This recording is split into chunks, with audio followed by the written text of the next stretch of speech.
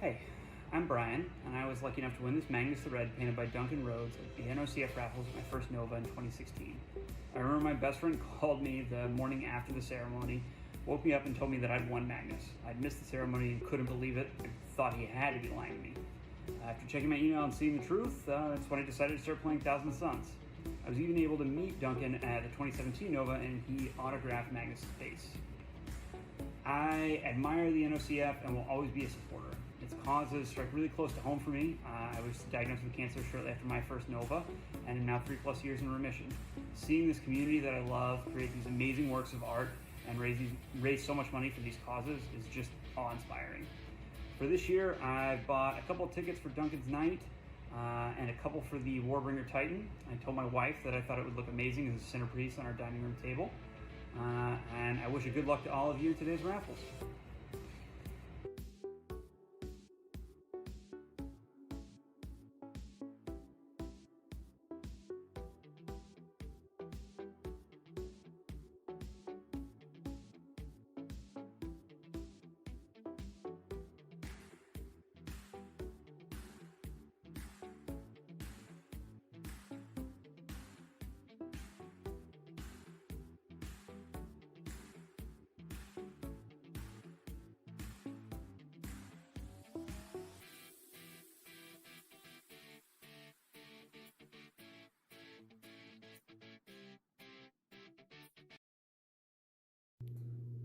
What's up, everyone?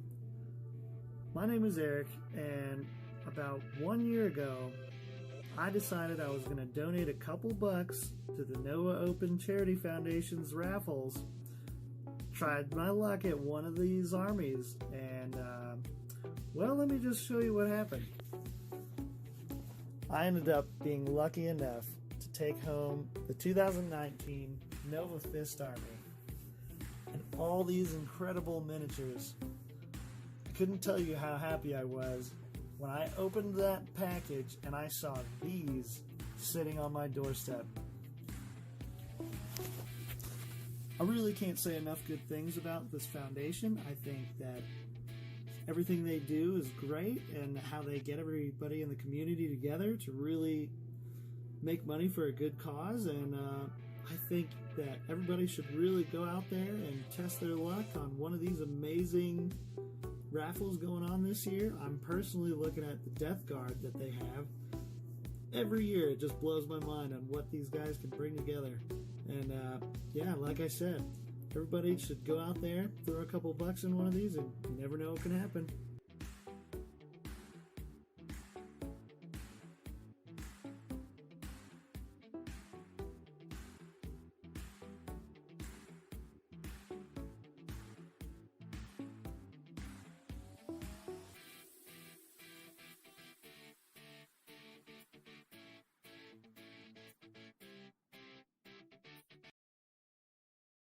Hey everybody, CJ reached out to me and said I should talk about my excitement of winning Legio Solar Mortis Titan back in 2018 from the Nova Open Charitable Foundation. My name is Eric Carpenter, and yep, I won him a couple years ago, joining in the raffle, and it was pretty awesome. When I found out, I was cheering and super happy. I did actually have been in the raffles pretty much ever since, and put down some tickets on the Blood Angels army because, why not?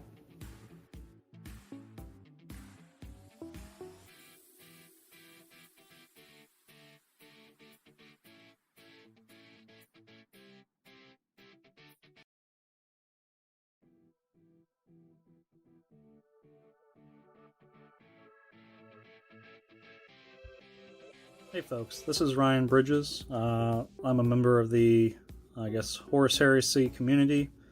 I help run events at Nova for 30K, as well as the Nova Open Charitable Foundation 30K Armies. This year, I'm really lucky, or I guess last year, 2019, I was very lucky to win this beautiful warrior demon from Creature Caster, painted by Sean McAfee of Brush for Hire. It was super exciting to win. I had no idea I would get it. I wish I had been at the ceremony to pick it up. This year, there's a lot of fantastic auctions, but I'm most excited about the Warbringer Nemesis Titan being painted by Milltable Studios, as well as the Ultramarine Zone Mortalis Force for the Horus Heresy. I hope everybody has had a chance to get their raffle tickets, and I certainly hope everybody has a chance at winning. I love the NOCF. I love the charities that they support, and everything that you guys donate is much appreciated. All right, have a good one. Bye.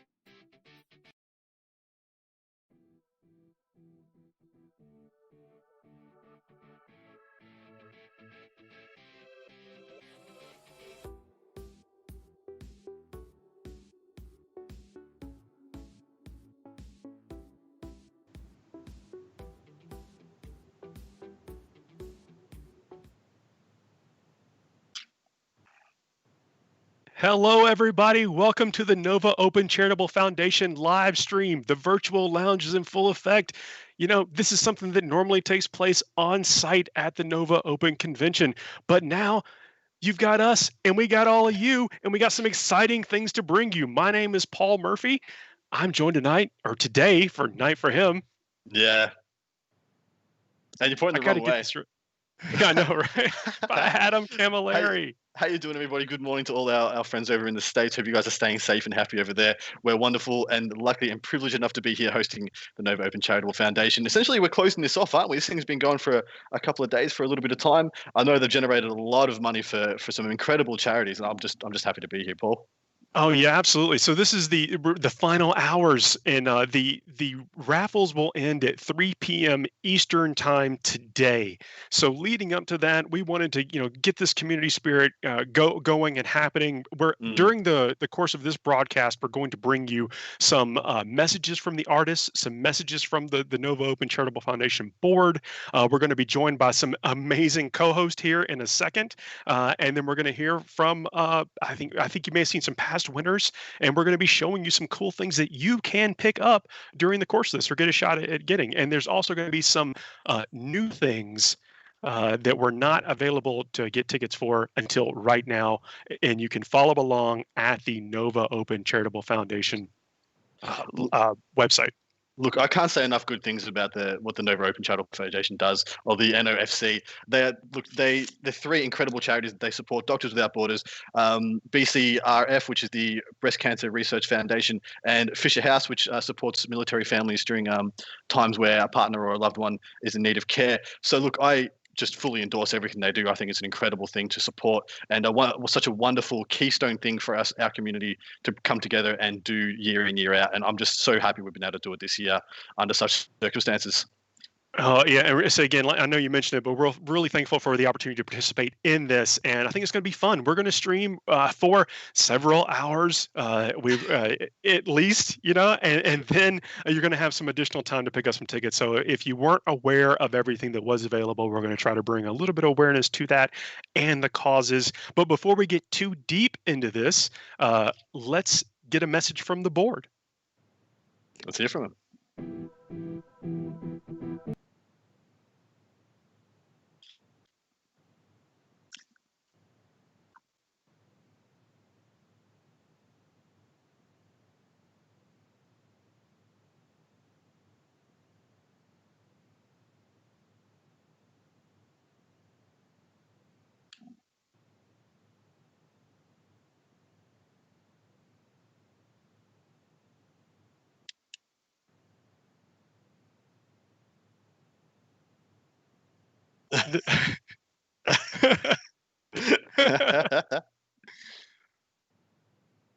Well, we're going to get that message in just a minute. This is part of a live show and a part of us putting it all together.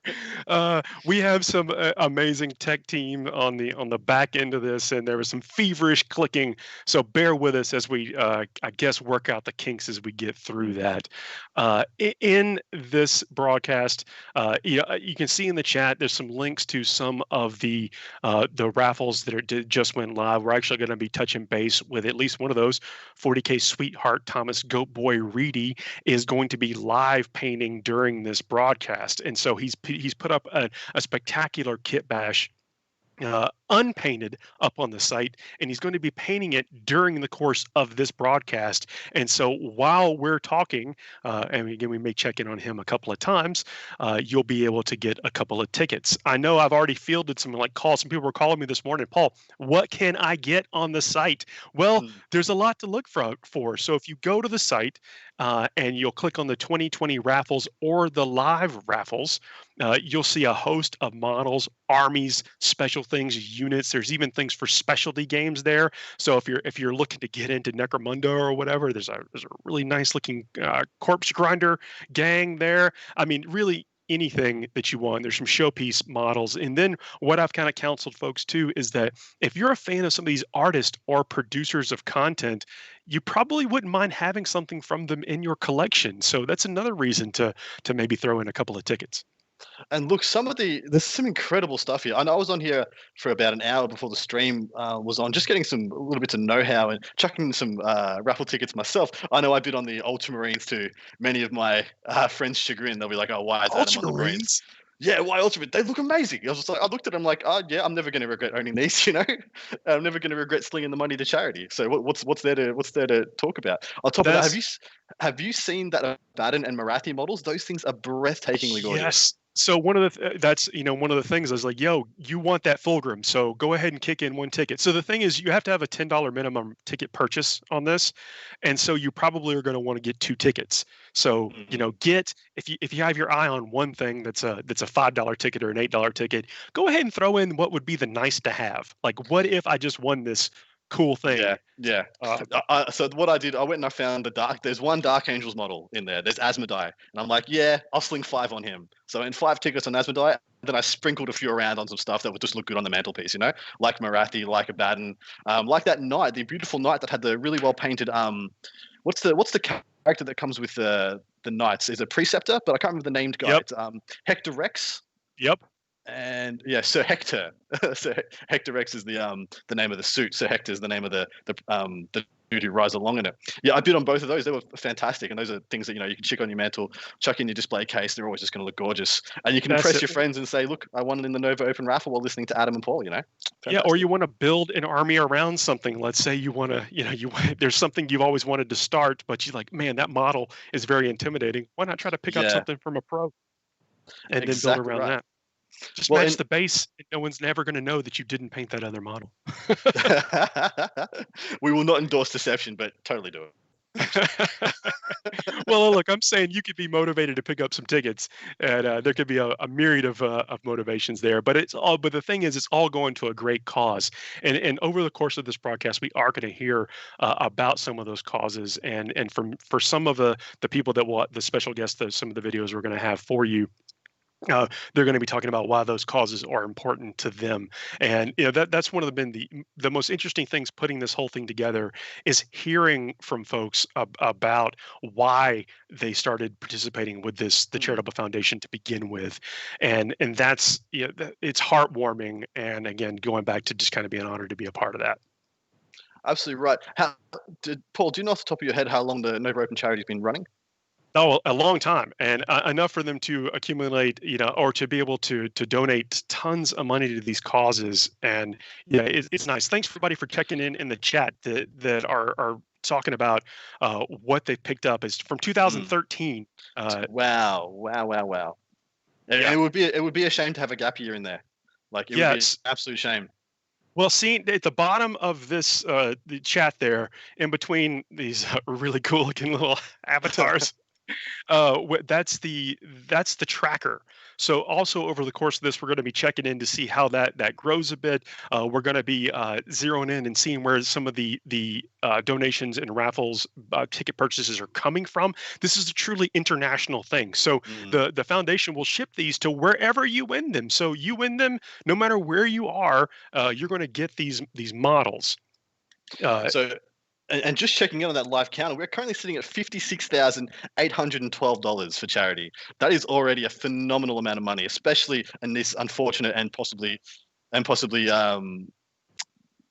not the best circumstances. So the fact that people can dig, just find it in their hearts to be able to do this is really cool. And even if you can't, look, if you're not in a position to do it, during the course of this right now, leave us some comments, tell your friends, share this out, and so they become aware of this if they weren't already. I think we're going to try the video again. So this is a special welcome message from the board. We're going to give it a shot. If not, we'll be back in a minute.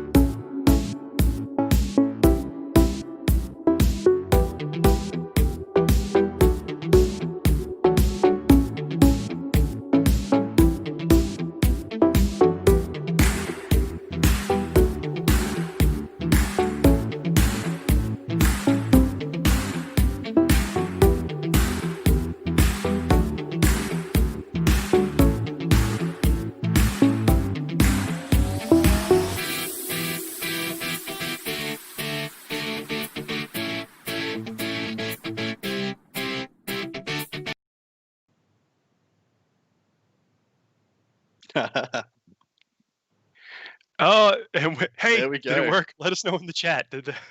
We did a thing, guys. Look at that. In a moment, we're going to have a special message from our co-hosts. These are the folks that normally do this this type of stuff, this enthusiasm building on site. And while we do miss it on site, this is just a kind of a cool opportunity to come and show this and do this virtually on Twitch. So to everyone that is tuned in, we really appreciate it. I know we've had an exciting Warhammer morning. Believe me, I'm only going to bring up Blood Angels about 8 times during the course of this. But that is also largely because there is a Blood Angel army up for raffle on the site. I mean, it put together by some amazing folks who we will hear from during the course of this as well. So, I mean, again, exciting times. So, can we hear from our co-host now? Or close? We soon will.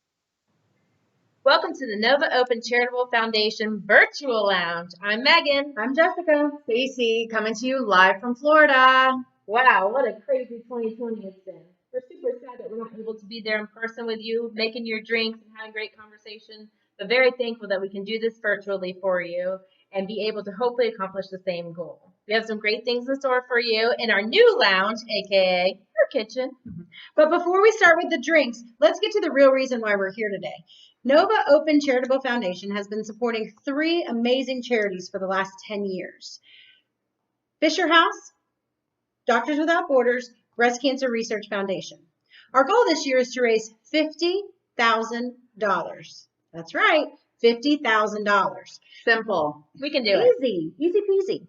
We intend to shatter that goal this year by selling raffle tickets and straight donations. So your job is to go to Nova Open Charitable Foundation website. Very good. Click on 2020 raffles, pick a category, browse the amazing endless list of items, and spend some money. That's your job. Spend some money. Let's get the drink started. Okay, so I don't know about you guys, but my favorite drink in the morning is a mimosa. Super simple, and it's probably one of the only drinks that you can make into a meal by adding fruit into it. So Yummy, can't wait to try. you can use any kind of champagne that you want, any kind of mix that you want. So I know sometimes I like to put in cranberry juice or something like that. Today we're going to use orange mango. So you can put in as little or as much as you want, depending on how early it is. 5 o'clock somewhere. Fine with me. No judgments. And then put your champagne in. The bubbly. And then to make it a meal, all you have to do is throw a little fruit in. Our daily dose of vitamin C. Correct. And this, my friends, is a mimosa. Cheers. Wait, where's my drink? Oh, we only had 2 glasses. No worries. I'm going to make a Bloody Mary anyway. So you I'm can have taking that this. with me. All right. Well, here, have this orange juice. Now, I'm going to make a Bloody Mary because I love Bloody Mary. So I have a glass of ice. I'm going to take some vodka. In the glass. Too early for that? We rehearsed. I guess. All right. So this is some Bloody Mary mix, or you can use V8. Get a little bit more, a little bit more. Yeah. Need some of that. All right, I'm going to do a dab of hot sauce. Bloop, bloop, bloop. 3 dabs will do ya. Worcestershire sauce. Just a little bit. Say that sometimes fast. No, this one's the hard one. Horseradish sauce. And I like mine spicy. So I'm going to get lots of horseradish and get it in there. That's a tongue twister if you try to do that sometimes fast. And then I'm going to make a salad. So if you guys all remember, I make super big salads with my Bloody Mary. So I can do pepperoncinis, pickles, green olives. I've done bacon. I've even seen hamburgers. So, you know, it's super yummy. So you mix it all in, and there's your drink, and there's my drink. Because now us 3 ladies can drink together since they left me out. 3's better than none. That's true. Cheers, ladies. Well, that was fun. Now, we're going to take a break, finish these yummy drinks, but we'll be back soon to make the lounge's top 3 most ordered drinks. Can't wait. Can't wait. See you soon. Cheers.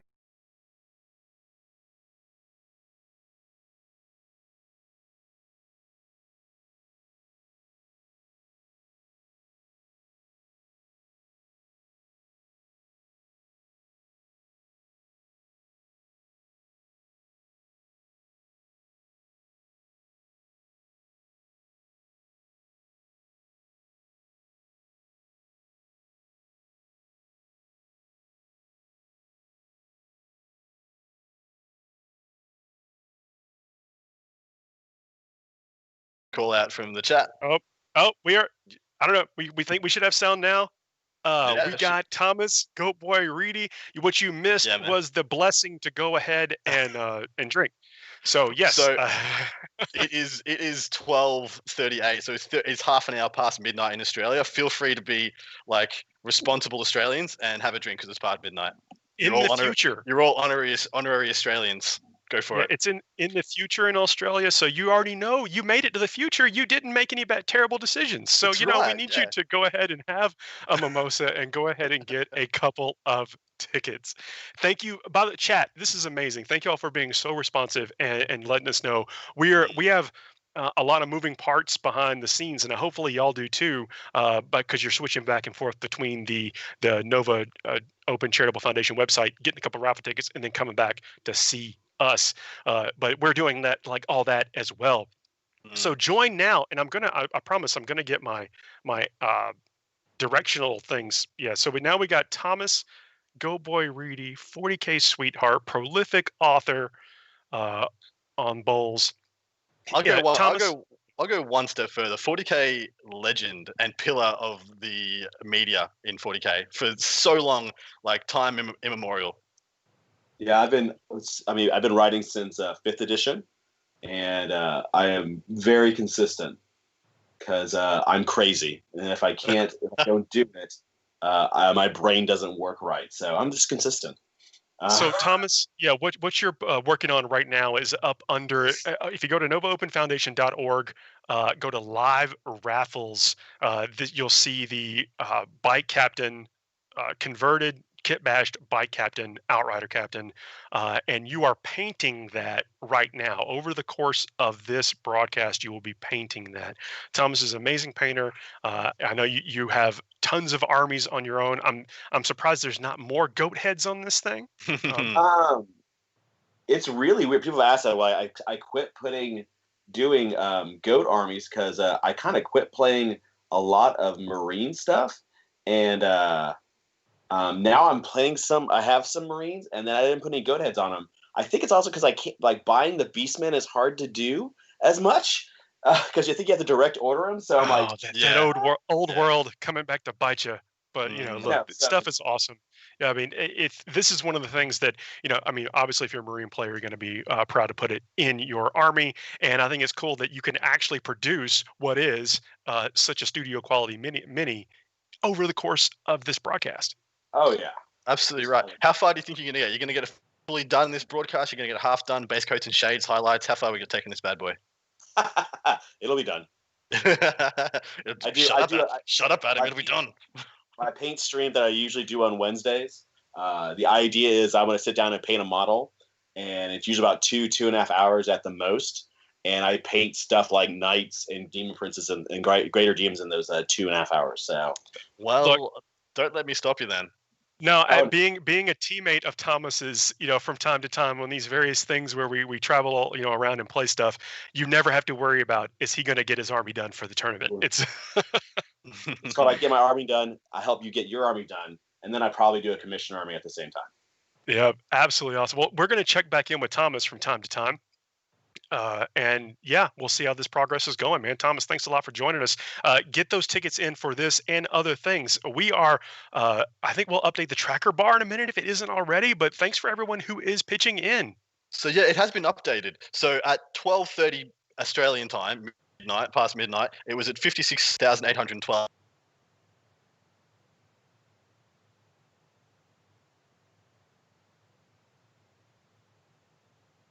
Probably going to have updated in another couple of minutes, and hopefully we'll see some more progress. But honestly, this is an incredible initiative by some amazing people, and just such community support already. I think it's phenomenal. I'm having a blast already. Hang in there with us. We're going to be speaking with some really cool, I guess, people in the community, content producers, and this we may even have. You want to go ahead and kick one off if we can? Wonder what we got up next. Man, there's so many awesome interviews, so many amazing community members that have contributed to this. Yeah, so good. And apparently we're all good to go. Josh has just given us the hot word, so yeah, we're going to tee off another video. Let's do it. What is up, Nova supporters, donators, and avid raffle ticket holders? This is Lynn Stahl calling from Metalhead Minis. You can find out all my information, all the follow links and subscribes over on metalheadminis.com. I have been a miniature painter since 1997, and Metalhead Minis was established in 2009. I've been a part of doing painting and stuff for Nova for years. I just don't remember offhand how many. I think it was since 2014, if I'm not mistaken. So one of the questions that I was asked was, how did I get introduced to Nova Open? And I believe it was my friend Sean Fulton, who is one of the people in the committee of Nova, that came to me and asked me if I wanted to paint something for the Nova charity. And I said, yeah, sure, I'd love to, you know. And he told me a little bit about Nova and what it was about. I love that Nova raises money for so many different causes. Like, it's not just one, or they do one a year or two a year or whatever, which is great. Believe me, any cause to help anybody's better than nothing. But I like how they work it out in such a way where they help so many. So there's ones like about breast cancer, Wounded Warrior Project, Doctors Without Borders, and other things to help veterans. Also to help families that have been having rough times during the course of all this COVID-19 fun stuff that's been going on. And also, I believe they even did some things to help people from Hurricane Harvey and other disasters that have come along the way over the years.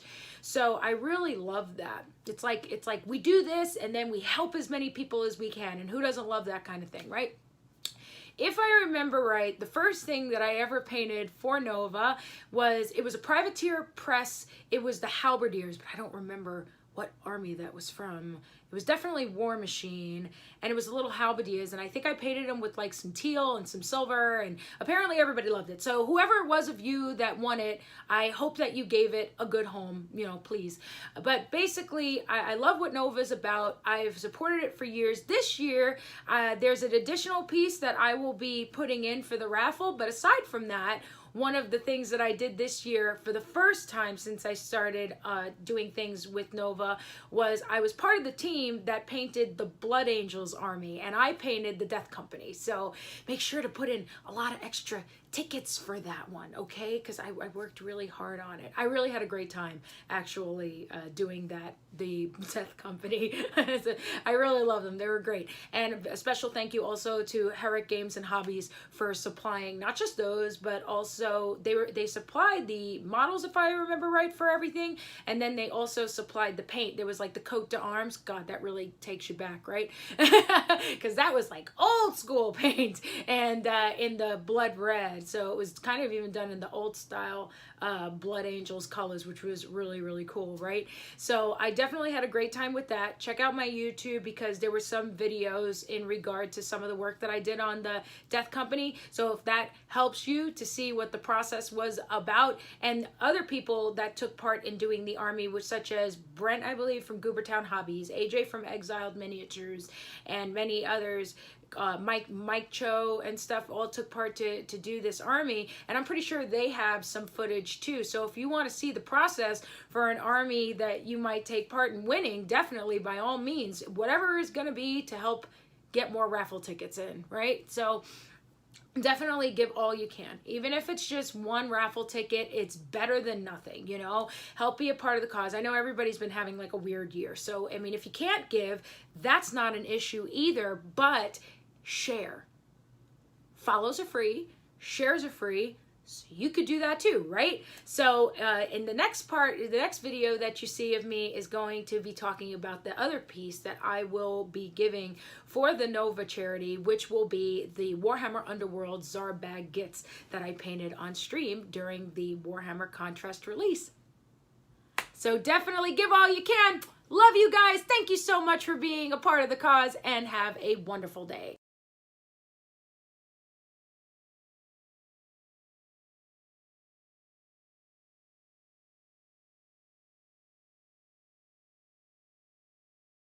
Absolutely. What a gem of a lady, and what a amazing contribution she's made to this. She painted the Blood Angels. Yeah, they're phenomenally painted. I suppose you've been on those, yeah, Paul? Yes, and the fact that those are, I mean, that's actually a collection of artists. So several artists have come together and put their stuff into that, including Brent from Goobertown, one of the OG painting tutorial guys out there, Java Balls. What a name. Yeah, well, and also just absolutely amazing Blood Angel painter and player from old. I mean, this is such. It's really cool to see all this coming together and everyone that's worked into it. And speaking of coming together, we actually have the ability to show you the countries and the amount of tickets from each country that are being purchased and stuff. And so I think if we can, we'll show you that on screen here in a second. So an amazing little bit of tech that we managed to pull together here. It's cool that we can even do stuff like this, really. But yeah, see those little dots right at the bottom of Australia? That's probably me and Josh, and hopefully quite a few of our friends as well. But yeah, it looks like what is the east coast of America's got the biggest contribution. That's Nova homeland, yeah. That's Nova right there, territory. That big dot. Yeah. Yep. But that's cool. Look at this. It's like a quarter of America is that big dot, so they got some reach. I would like to turn this into just a slight bit of a competition. So if you're in one of these smaller dots, or maybe your dot isn't there yet, then call your buddies and let you know that you actually are competing against some other folks here. You want to see this dot grow. I don't know if we can make that a thing, but I know I'd like to see it. So what's the sphere in the top left-hand corner of America? Is that the Seattle area, or is that above that is that over? That's not over the borders yet. That's not Canada. Not Canada. Not that's Canada not the Great yet. White North. Yeah, no, fantastic. What an incredible bit of tech these guys have pulled together for us. That is actually an amazing thing we can see. Yeah, but you can see the amounts coming in from each country and the number of tickets. And so, heck, I think we'll be checking back in on the number of tickets, and the countries as they're being ranked. But this goes to show you that then this is really coming in from all over the world. So if you were curious about, if you've never seen this before or participated before, this is something people from everywhere are participating in. We've got Romania, Malaysia, Finland, Belgium, Hong Kong, Spain. This is a phenomenal thing. It's really cool. That's what, especially, I mean, when you do this stuff on the internet, and when you hear, that just how alike that we are, and and it really kind of come together over this hobby. I mean, heck, even you and you are on the other side of the planet. Literally, other side of the planet. It is dark here. I'm on the dark side of the earth right now. But this is just another example of that, of everyone coming together, getting to meet each other, and in the chat too. So really, thanks for everyone that's participating in the chat. It's so cool to see these messages go by. I think the next couple of videos that we're going to see are from the charities that we're supporting right now. And we're going to hear from them in their own words about what the Nova Open Charitable Foundation means to them. And this is I've watched these videos, and it's again, just to hear them talk about the community's efforts, the Warhammer community's efforts to bring in some much needed dollars to these charities. It brings a good feeling to my heart. Well, absolutely right. Some of the times with these larger charities or smaller charities, it can seem like your contributions don't matter. But we're about to hear from the charities to say that they do matter. The actions we take and the contributions we have, and that community, caring about being part of the world and having an impact, actually does make a difference. So yeah, all the more for it. Yeah, let's hear one. Hi, I'm Dave Coker, and I have the privilege of serving as president of Fisher House Foundation. Nova Open Charitable Foundation has brought the tabletop wargaming and hobby community together since 2013 to raise over $80,000 for Fisher House. Throughout this year of uncertainty, we've been especially grateful to organizations like NOCF who continue to support us. The needs of military and veterans families caring for an injured or ill loved one have not gone away. Thank you to the NOCF 2020 Artists Consortium for dedicating the proceeds from raffles to Fisher House. Thank you to the artists and everyone buying tickets. Here's a little more about the families you're helping. At Fisher House Foundation, we put bricks together. We build homes away from home, close to military and VA medical centers, so free lodging and care are close together. But more importantly, we bring families together so they can recover, heal, and ultimately put their lives back together. Imagine what more we can do together.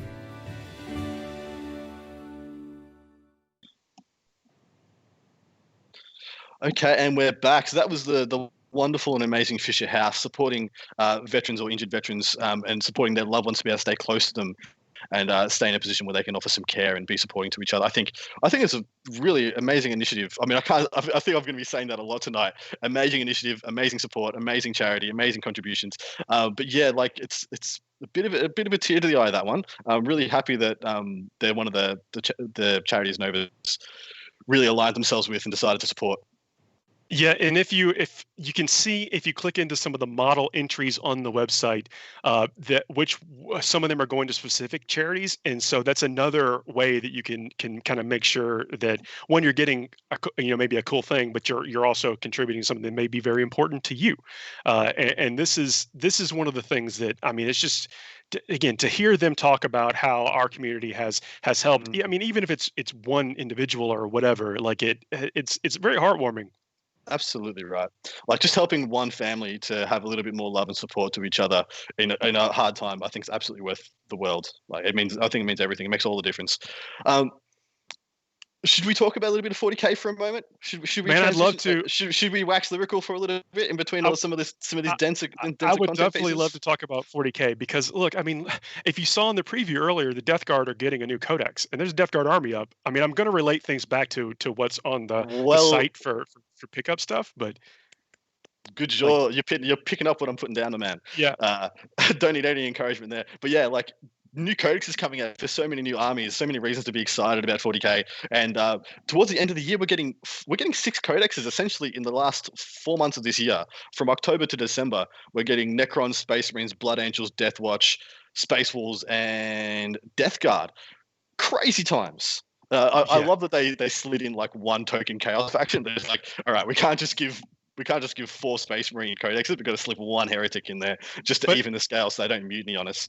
There's at least one designer who's just like mad obsessed with Nurgle, and so that's why he keeps kicks out a character model or something neat every couple of days. They're like, well, I guess we gotta keep it free.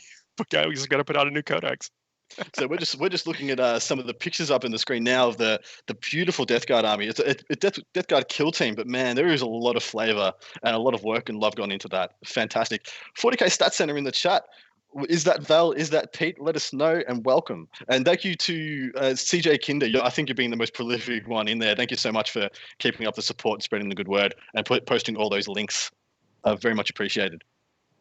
Yeah, we know that folks are going to come in and out with the broadcast. Hopefully you do it. I don't know what this is Saturday morning over here for folks. And so if you have to leave and you have to come back, that's cool. Also, if you do pick up a couple of tickets, let us know what you're hoping to get. I mean, that's one of those, there are bunches of gems here, and we're going to hear from the other artist also in the live raffles, so you can kind of get an idea of what that is. And those things just went live now. So if you've already gotten a couple of tickets, there's some new things you didn't have the option before, but now you can do it now.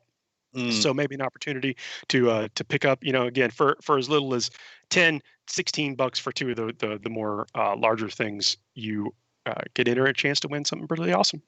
Absolutely right. So what are the other ones that you're looking at? So of course there's the Blood Angels. Maybe we should talk about the Blood Angels for a moment, because there was a unit that they alluded to during the Warhammer preview that I assumed was coming, but has scared the living daylights out of me to believe it's going to exist, and that is Death Company Assault Intercessors.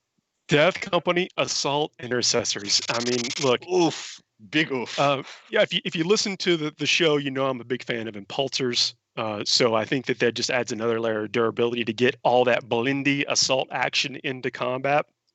And look, I'm really excited, especially the opportunity to paint additional Blood Angels, I think, is always going to excite me. But yeah, I'm real pumped about what's coming down the pike for those guys. For the models that have me really excited about on the raffles, there are some impressive, those centerpieces of things that are intimidating models, and then to be able to get some of them, or to have an opportunity to get one or two of them by literal pros or people that are masters of their craft. I'm real as far as like what I'm going to put in my tickets for. Those are it, because those are things you can start an army from. Like, you could get this if you're even Exactly right. remotely Yeah. interested in something. You could then just like be able, like, I'm going to now. I've won this. Now what can I do? Now my year of hobby is planned out already. I guarantee if you had even like Paul said, even a passing inkling to like play Blood Angels, and you won the Blood Angels raffle, you're just gonna play Blood Angels now. Yeah, you're just like, I used to be a Eldar player. Nah, I'm Blood Angels now. On the back burner. These models are too good looking. I need to flesh out this force. I think it's phenomenal. And yeah, I'm excited. I want to win some stuff. I bought a bunch of tickets before. I'm so down. I want that Asmodai. I want that Dark Angels. That's for dope. What I love about the BA army though here is that it's playable. Like, you could get this, put it on the table tomorrow, and you're going to be winning games. Exactly right. Yeah, they're not just a random amalgamation of units. These are box sets that are purpose built and things. Like they're not just they're plug and play already. They're plug and play detachments. I think there's some thinking that you can tell they've been made by they're created by people who know a bit about the game. I think that's reassuring as well. Yeah, absolutely. I think we're going to hear from another one of the charities here. I think we're ready for that. Yep. All right. Let's do it. Jumping over to the next one. Hello, I'm Myra Biblowit, President of the Breast Cancer Research Foundation. On behalf of all of us at BCRF, we send our deepest thanks to everyone involved with the Nova Open Charitable Foundation. This year has been challenging, but NOCF rose to the occasion and doubled down on the causes that have long been important to your organization. Once again, you ignited support around breast cancer research through your summer raffle. Since 2013, NOCF, along with the tabletop gaming and hobby community, has raised nearly $70,000 for BCRF. Rest assured, your efforts are helping improve outcomes and save lives for those impacted by breast cancer. We could not be more grateful. When Evelyn Lauder created BCRF in 1993, she was determined to fund transformative research that would change the face of breast cancer. Today, we stand as the largest private funder of breast cancer research in the world. Fundraisers like yours are helping move rapid discoveries from the lab bench to the bedside. Research is the reason breast cancer deaths have declined by 40% since BCRF's founding. Research is the reason there are more than 3.8 million breast cancer survivors in the U.S. today. But our work is not done, and our progress cannot be stalled. From the bottom of my heart, thank you to each and every one of you for your support.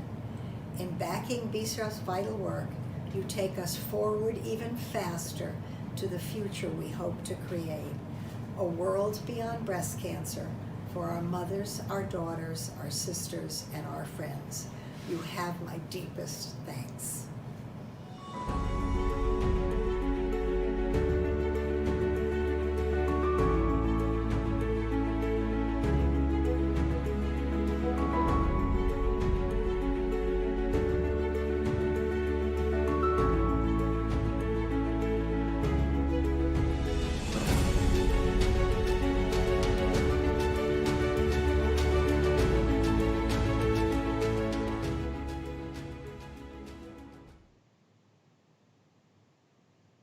Hey everybody, we are back. That's a powerful video, and as we've seen in the chat, this is a cause that's very important to a lot of folks out there. Yeah.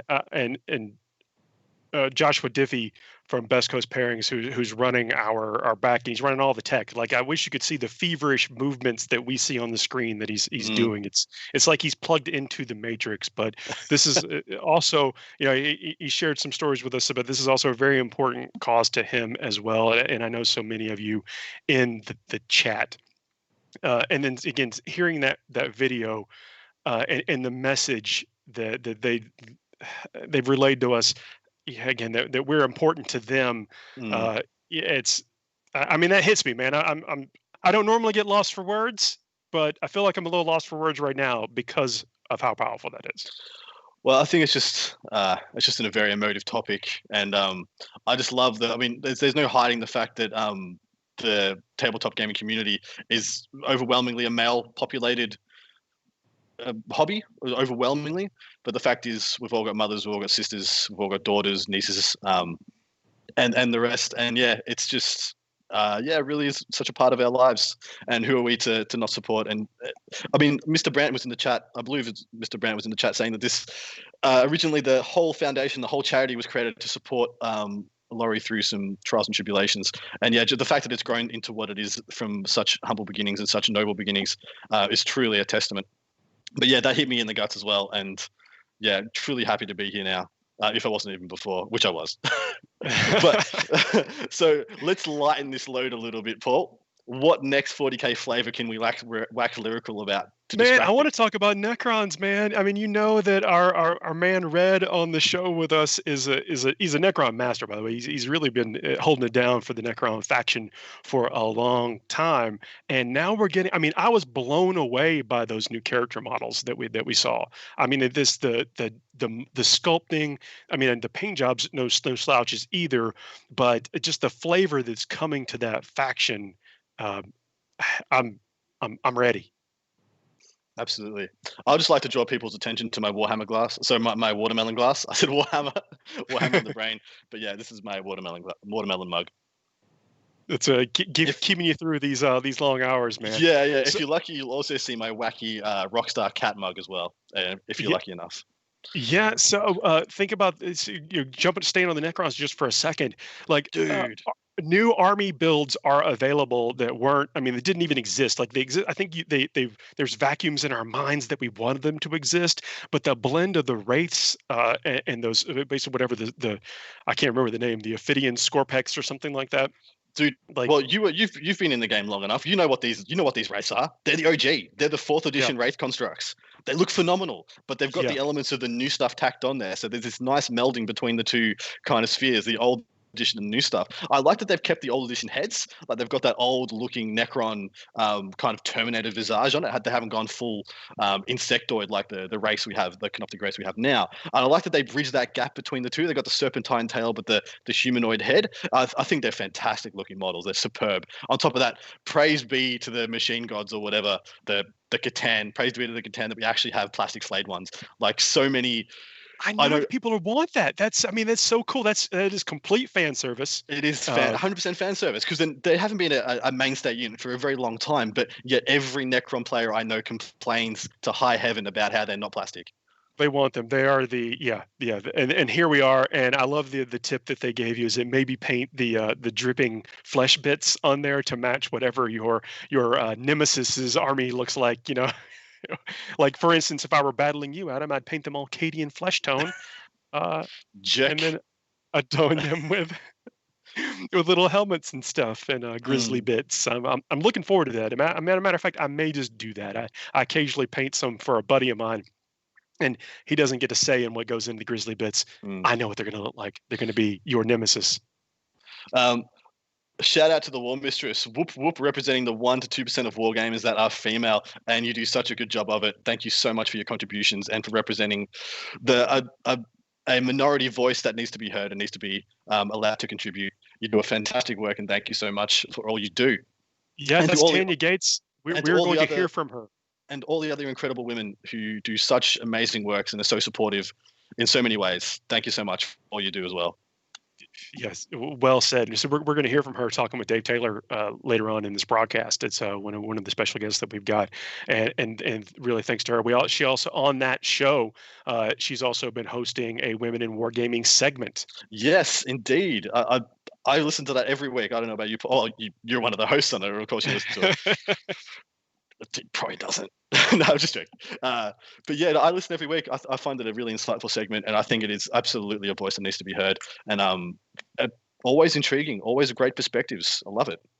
Yeah, well, let's keep these tickets coming. We've already seen the bar jump a little bit. We have, a bit of a ways to go to match and to surpass what has been done in the past. And over the course of this show, the raffle is going to extend a little bit. So if you're listening in the car right now or something like that, don't stop and buy. Or actually, yeah, pull over, get a couple of tickets. But don't be messing with the phone while you're driving. But after the show. We may even replay this on Twitch if you want to go back and see some of the chat and follow along and maybe find some folks that are as jazzed as you are about some of these things. But we really want to get to a lot of tickets in during the course of this, and then leading up to the end of later on today at 3 p.m. So we just saw the update on the donations tracker. So it is in the last half an hour. It's jumped another $1,128. So $1,118 in the last half an hour. If we can keep that going, I don't know how long you've got left in you, Paul, but I could go for another couple of hours on this. If we can get another 1,000 or so every hour or every half hour, I'm down to just go as long as somebody make Adam's math right. Somebody go and get $10 worth of tickets right now, so he could be the $28. Round this off for me. I'm bad with calculation. Well, I think in maybe a few minutes we'll check back in and we'll see if any of those dots have grown. I think it's going to be hard to track it, but I'm going to zero in. I'm going to get my eagle eyes, and we're going to see if any of those dots have grown or the number of tickets in a certain region have surpassed another country. Yeah, good stuff. Looking forward to getting in on that. So yeah, I'm going to continue to wax about these Necrons a bit, if you don't mind, because man, think about how cool it is going to be able to field an all close combat Necron army and not be laughed at. Yeah, not be a joke. Well, because you used to be able to do it with just you could just have your one brick of Lich Guard. I think I even talked about this on FTN this week. You could have your cinder block of Lich Guard, and then you could polarize all your killer characters around that and keep them safe. Can't do it anymore because, especially with the new character rules, you just can't keep them safe. They're going to get shot. They're going to get popped.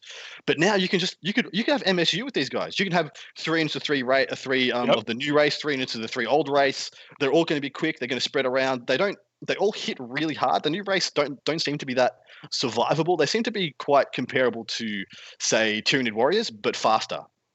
So much faster, double as quick. And on top of that, they can deep strike, and they got a bunch of other boons going for them. Oh, so, they're going to be some amazing stratagems. I mean, there's going to be things to support these new models. That's one of the most interesting things about this edition is that what's the stratagem support for things. And yeah, man, I'm really looking forward to see, because this is a faction that's needed some juice, and I think we're gonna see it. Me too. Double the juice. We've already gotten more juice than I thought we were going to get. If you could hear Diffie right now, he'd be telling you about the time he ran the Scarab farm in 5th edition or some other busted stuff he dug up when he was making everyone hate him. Yep. No one hates him anymore, though. Lovely man. So in my chats that I'm getting on the other device over here, again, we're juggling lots of stuff. It's been equal parts of what people are getting tickets for, what they hope that they win, and then are we wearing pants? You will never know. We have to save a little bit of mystery, we got a long telecast here to go for. But, well, let's put a buffer. If we get to 95,000, we'll let you know if we're wearing pants. I'm going to go one step further, but I want to keep it PG-13. Tell you what, can we let's get ready to hear from the third major beneficiary that we're doing here, because we may even play these again, because I want folks to know what everything is going towards, and it's, again, to hear this in their own words, it means a lot. I mean, when we started putting this together, you just don't know how much you mean, right? As far as like with the donations go, because these are some of these are major organizations, but the fact that they were willing to take some time and to give us these personal messages, it's really nice. And so, I mean, Diffie, take it away whenever you are ready to go to that next one.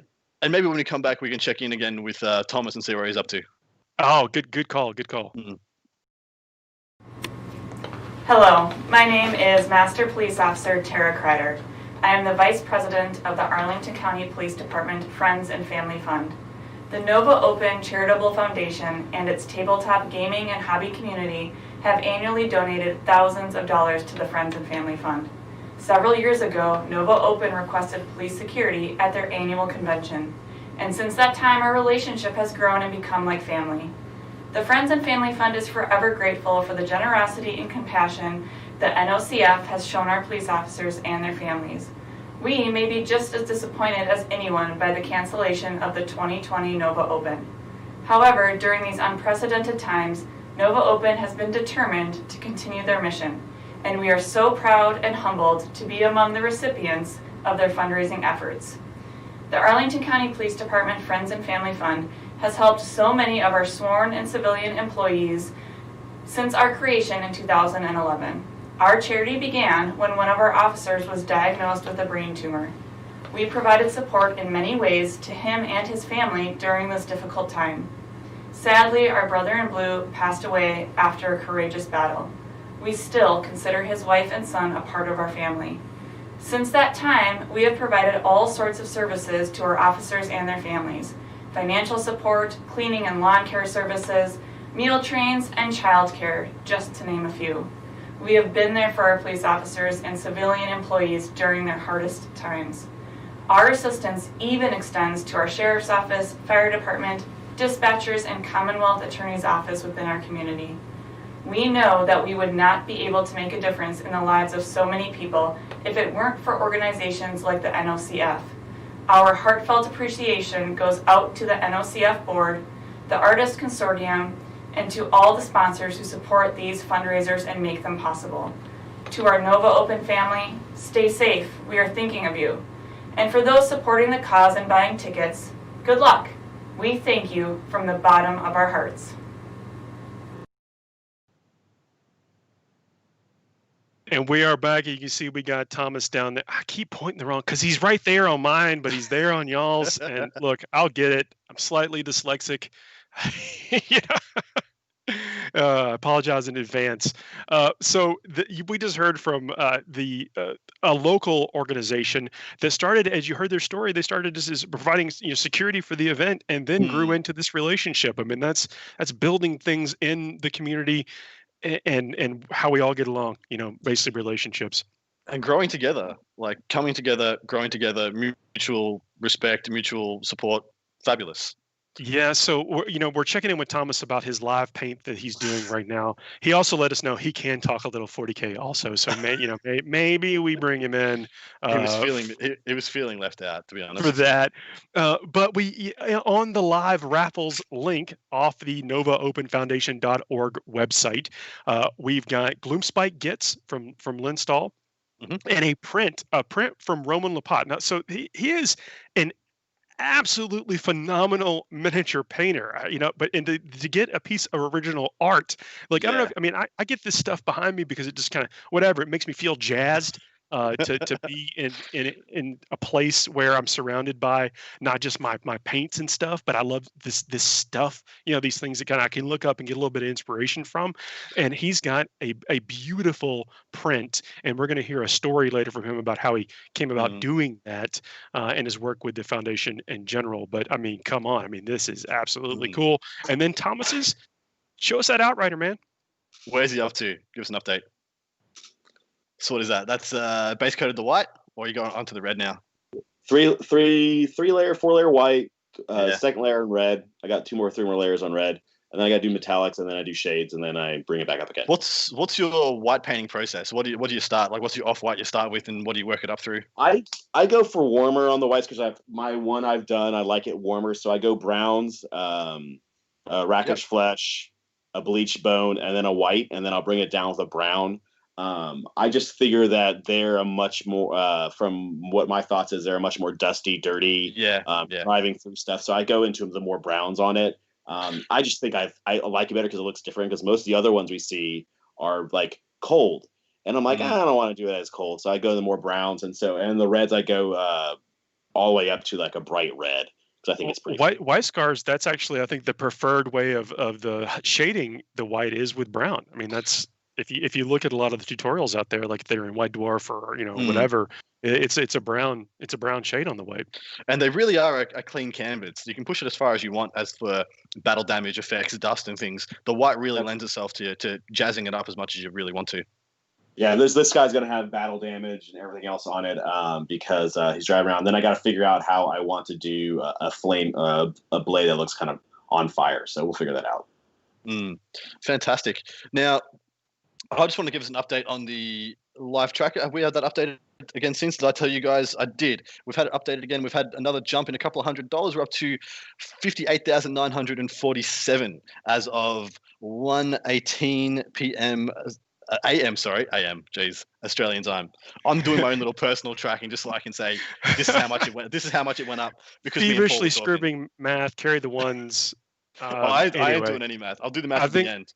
I think that it's too late over there for Adam to do math, so we just have to make it right. So we've got whatever, however much he overestimates or carries too many ones or twos, then make him right with a couple of ticket purchases. And yeah, man, in the chat, I don't know if you can see it, Thomas, but you're being heralded as a wizard. You're a wizard, Thomas. He's getting the wizard beard, that's for sure. I love that cartoon beard. I know the beard is weird because most people this is the first time I've ever grown a beard, so I'm excited when I shave it off. I can do Fu Manchu and some other really weird biker stuff. The wife doesn't hate it, so I'm like, yay, I can keep it for a little bit. It's past the itchy stage, so I'm like, yeah, so now it's normal. But yeah, first time with a beard, so go figure. Adult goat boy, There you go. What armies are you playing at the moment, mate? Like, what have you played in 9th edition so far? So I'm usually a bad guy player. Good, good man. I played 6 Exalted Demons, all random powers. That was fun. Even when he plays a good guy army, he makes them look like bad guys. I have a real Custodes army that I played. I decided to play it for an event and painted it in like 2 weeks, and I was like, let's go. I've got a White Scars army that I'm waiting to see what the Codex looks like. And it's basically like a blob of it's 70 intercessors, a lot of assault stars, and it's very fast. So I'll be painting this. I've got halfway done there. I want to play Custodes. I play Knights a lot. And I play a lot of, like I said, I play a lot of Chaos. So if I could find all my Demonettes, I'd play my 120 Demonette bomb. But I can't find them all because that's a problem. Logistics around managing an army is a real thing. I've played orcs. I mean, I've played, I've been doing this for a long time, so I'll get an idea, and so it'll just be a plan out and figure out how far I want to go into it and figure whatever I want to do. The last thing I did well with was a Knights in Chaos Space Marine list that I won that GW North American thing. Oh yeah, I remember hearing about that. Well done, mate. I'm the only one. So. And you got the hammer to show for it, don't you? That thing is awesome. I've got a hammer and I've got a giant. Let's see, that giant goblet they gave out this last year. Yeah, that's what I have, a giant goblet. I was watching Highlander last night, which is an incredible movie. Which is one of Highlander.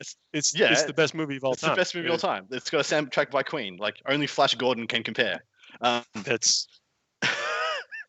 I mean, I don't know if you were expecting any resistance on that, but it is. No. But Goat Boy, he's the one. He's now mortal because he won the Pulse of the Quickening.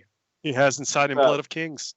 I do like this weird movie podcast with my brother-in-law. So that is one of the movies that are on there because I usually try to pick something he hasn't seen.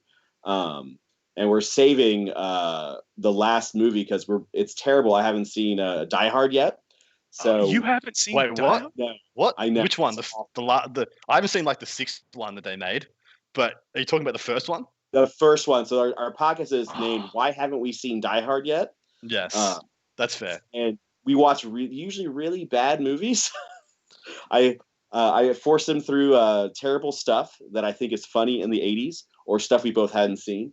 And sometimes we get good ones, and a lot of times we get real bad ones. So, well, look, I think that's cool. Christmas.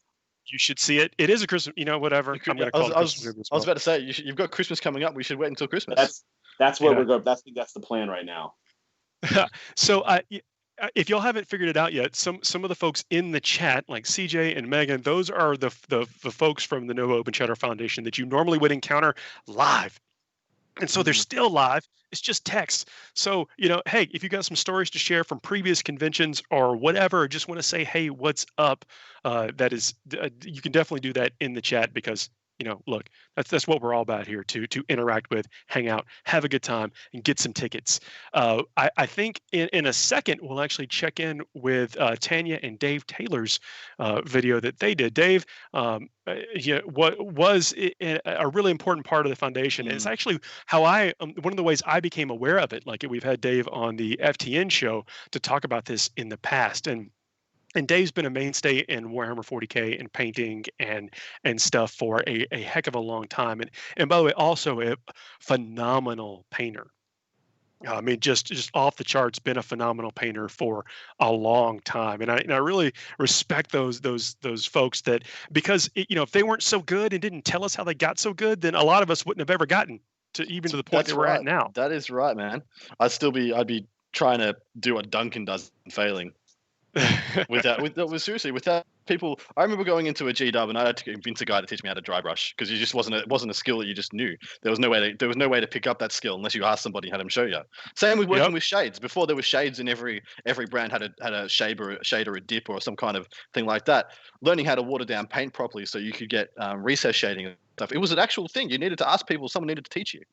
Yep. And a quick update. We are close to $63,000 worth of tickets purchased. We got a long way for the goal that we want. And it may be a little bit of a stretch goal, but not with y'all's help. Like we can get there a little bit at a time. And so if you got friends and folks that you think this might be something cool for them and they can't tune in live, send them the link to the website to get a couple of tickets. Remember, you got to get $10 worth of tickets. But once you do that, you're set. You're entered.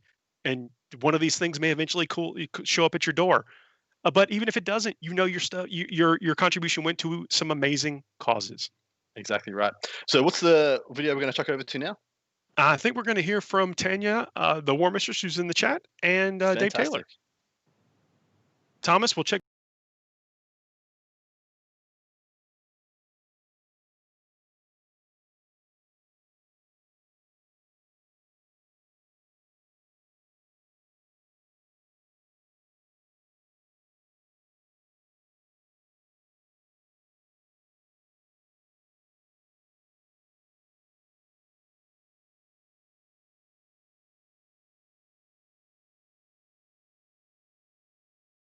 Audio set up in just a second.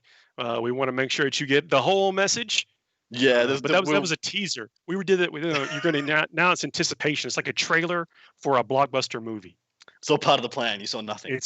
Now we're a perfect stream. No blemishes on our record. Yep. So that was all part of the plan, and then we're going to get this up in just a second. Yeah, great hair from both parties, but no sound. Good call. If somebody in the chat has an amazing Nova story from something that happened to them at Nova, an amazing interaction or incredible experience that they had at Nova in years gone by, please post it up and I'll read it out when we come back, guys. I'll tell you what. I want to hear your bad dice beats. I want to hear a couple of bad dice beat stories. That's what Paul read out. I'll do the inspirational stuff. Paul will do the feel bad stuff, as is our way. I don't normally listen to the bad beat stories, but yeah, that's true. You don't usually buy into them, do you? You're like, there's no bad dice. They're all good boys. You're just bad at mitigating risk. And by the way, I also roll a lot of ones. Man, or I have the reverse effect. Like my opponents are going to roll the game of their lives. I'm over there being mediocre and they're swinging for the fences. Yeah, it looks like we're almost about to get that video with Tanya teed up and ready to go. Just waiting for the okay from Diff. Don't we have a fun story just like that, Paul, where my dice are amazing? Yeah. Oh, yeah. I remember you getting several demon units back on me. Yeah, they can't hear Paul. You're talking to Thomas, and no one can hear Thomas. So it's just like you're talking to nobody. That's well, good. Thomas is talking about some impressive luck that he has had. And anyway, I look forward to hearing from y'all. For those who haven't asked, and I don't know why you haven't asked, but my spirit animal is a wombat. And if you don't know what wombats are, they're amazing. You should look them up. They're like surly old men, all of them. They're just grunt. All right. Enough of me biting for time. We're good to go on that video. Let's hear this video.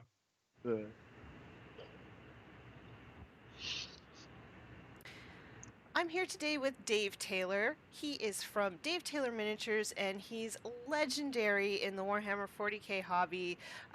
But just in case people aren't familiar with your work, I was wondering if you could maybe introduce yourself in your own words. Sure, in my own words. I've been in the tabletop hobby for almost 30 years now. I've been working in the toy soldier business for about 25. Started working with Games Workshop in Australia, and then now in the then moved to the US.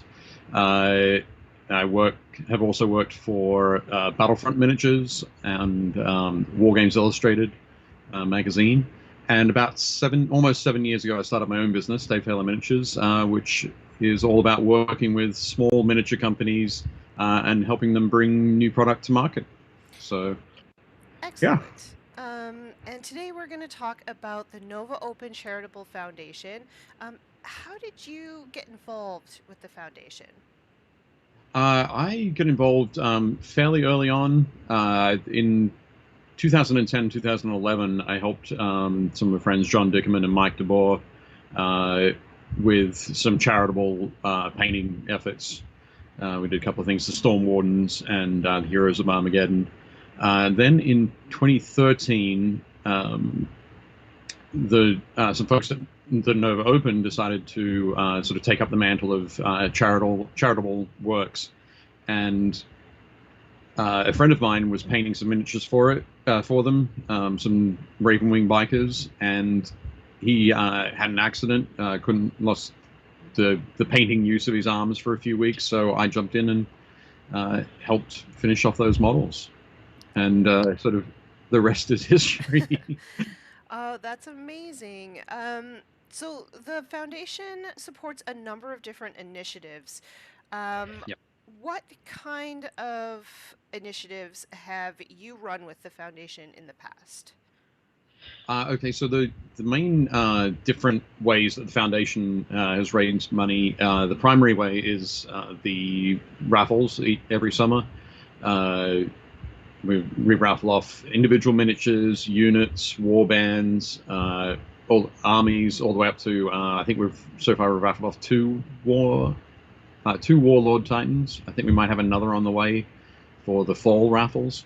But that's been the primary way that I've been involved, is through coordinating all of the painters around the world that put together and sort of donate their time and their effort to paint up these miniatures. Also, the foundation, usually at the show at Nova Open, they do a silent auction.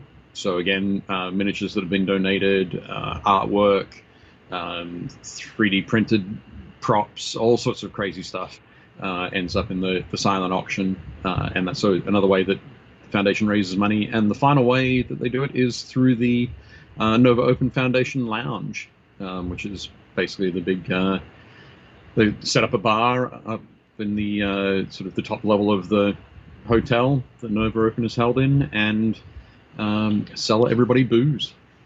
Sounds like a great time. I would love to experience that one day. Yep, and as you know, with Wargamers, that's a great way to raise money. Yep, absolutely. We do like to party.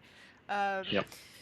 So, are there any of the causes that the foundation supports that are particularly close to your heart? There are three main sort of beneficiaries, I guess, of the foundation. That's Doctors Without Borders, Breast Cancer Research Foundation, and the Fisher House Foundation. Doctors Without Borders, I love them. They're fantastic because globally they work to relieve suffering and reduce the impact of natural disasters, of pandemics, all sorts of things. So they're out there at the moment doing it really hard, spending a lot of time and helping a lot of people. So I've always been a big fan of Doctors Without Borders for that. My mum is a 3-time breast cancer survivor, and so the Breast Cancer Research Foundation is super important to me as well. I make sure that that everybody can survive breast cancer would be the ideal situation. So supporting them is very important. And the Fisher House Foundation support veterans and veteran families whenever veterans need to go into VA hospitals and that kind of thing. And I think it's always important that we provide as much as possible to our veterans, provide them what we promised we would when they signed up. So I couldn't pick one out of the 3. I think they're all fantastic. They are all great causes. I just want to take this moment to thank you for all that you're doing, and I want to thank everybody at the foundation for the good work that they are doing as well. So thank you so much. Oh no, completely welcome. And I just like to give a bit of a shout out to Laurie, the president, Gary, Sean, who are on the board, CJ, who does a great job photographing all of the miniatures, and everybody else who's sort of donated their time and efforts. Thank you.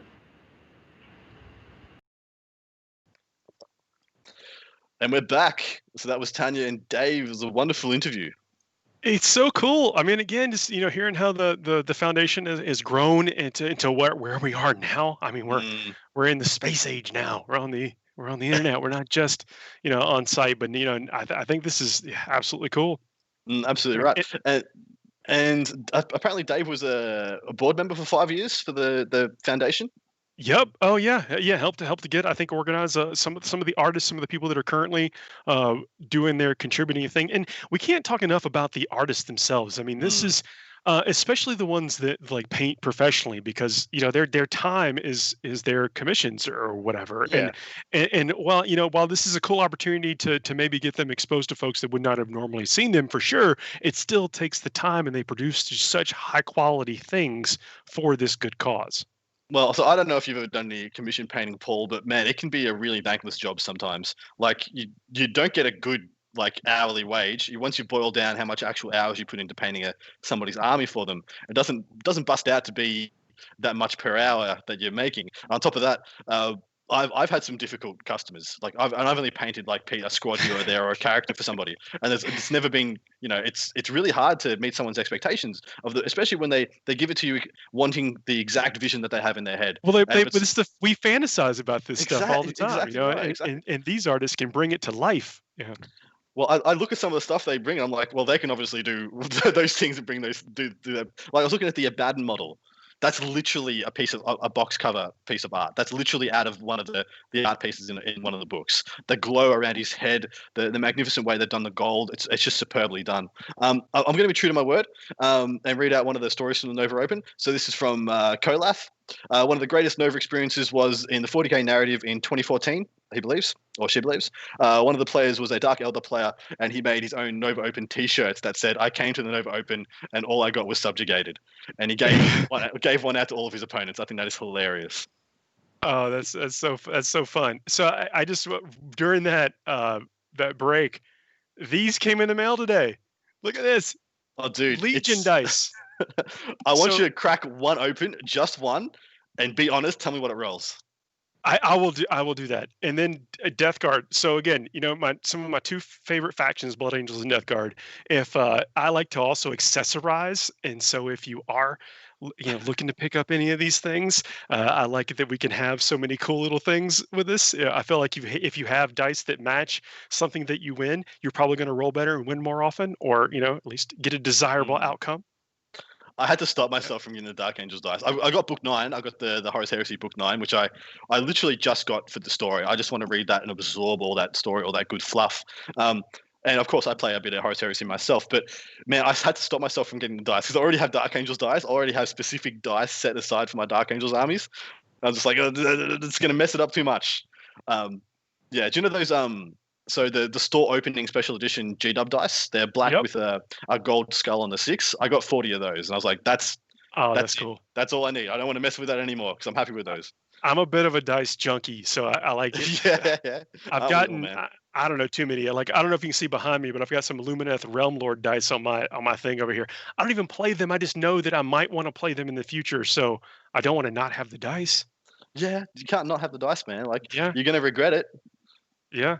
You just grab them. But anyway, I was really like, these things went up for pre-order last week, and then here they are in my hands. I will definitely be rolling them later on. If you want to look at on the page, there are past raffles. You can see, I think, 2013 to 18, some of the things that Dave was involved in. I mean, again, mobilizing all these artists, getting everything. It's an ordeal. So that's one of the things that the Nova Open Charitable Foundation has gotten really good at is mobilizing all these people, getting them all together, and then getting them out to the winners.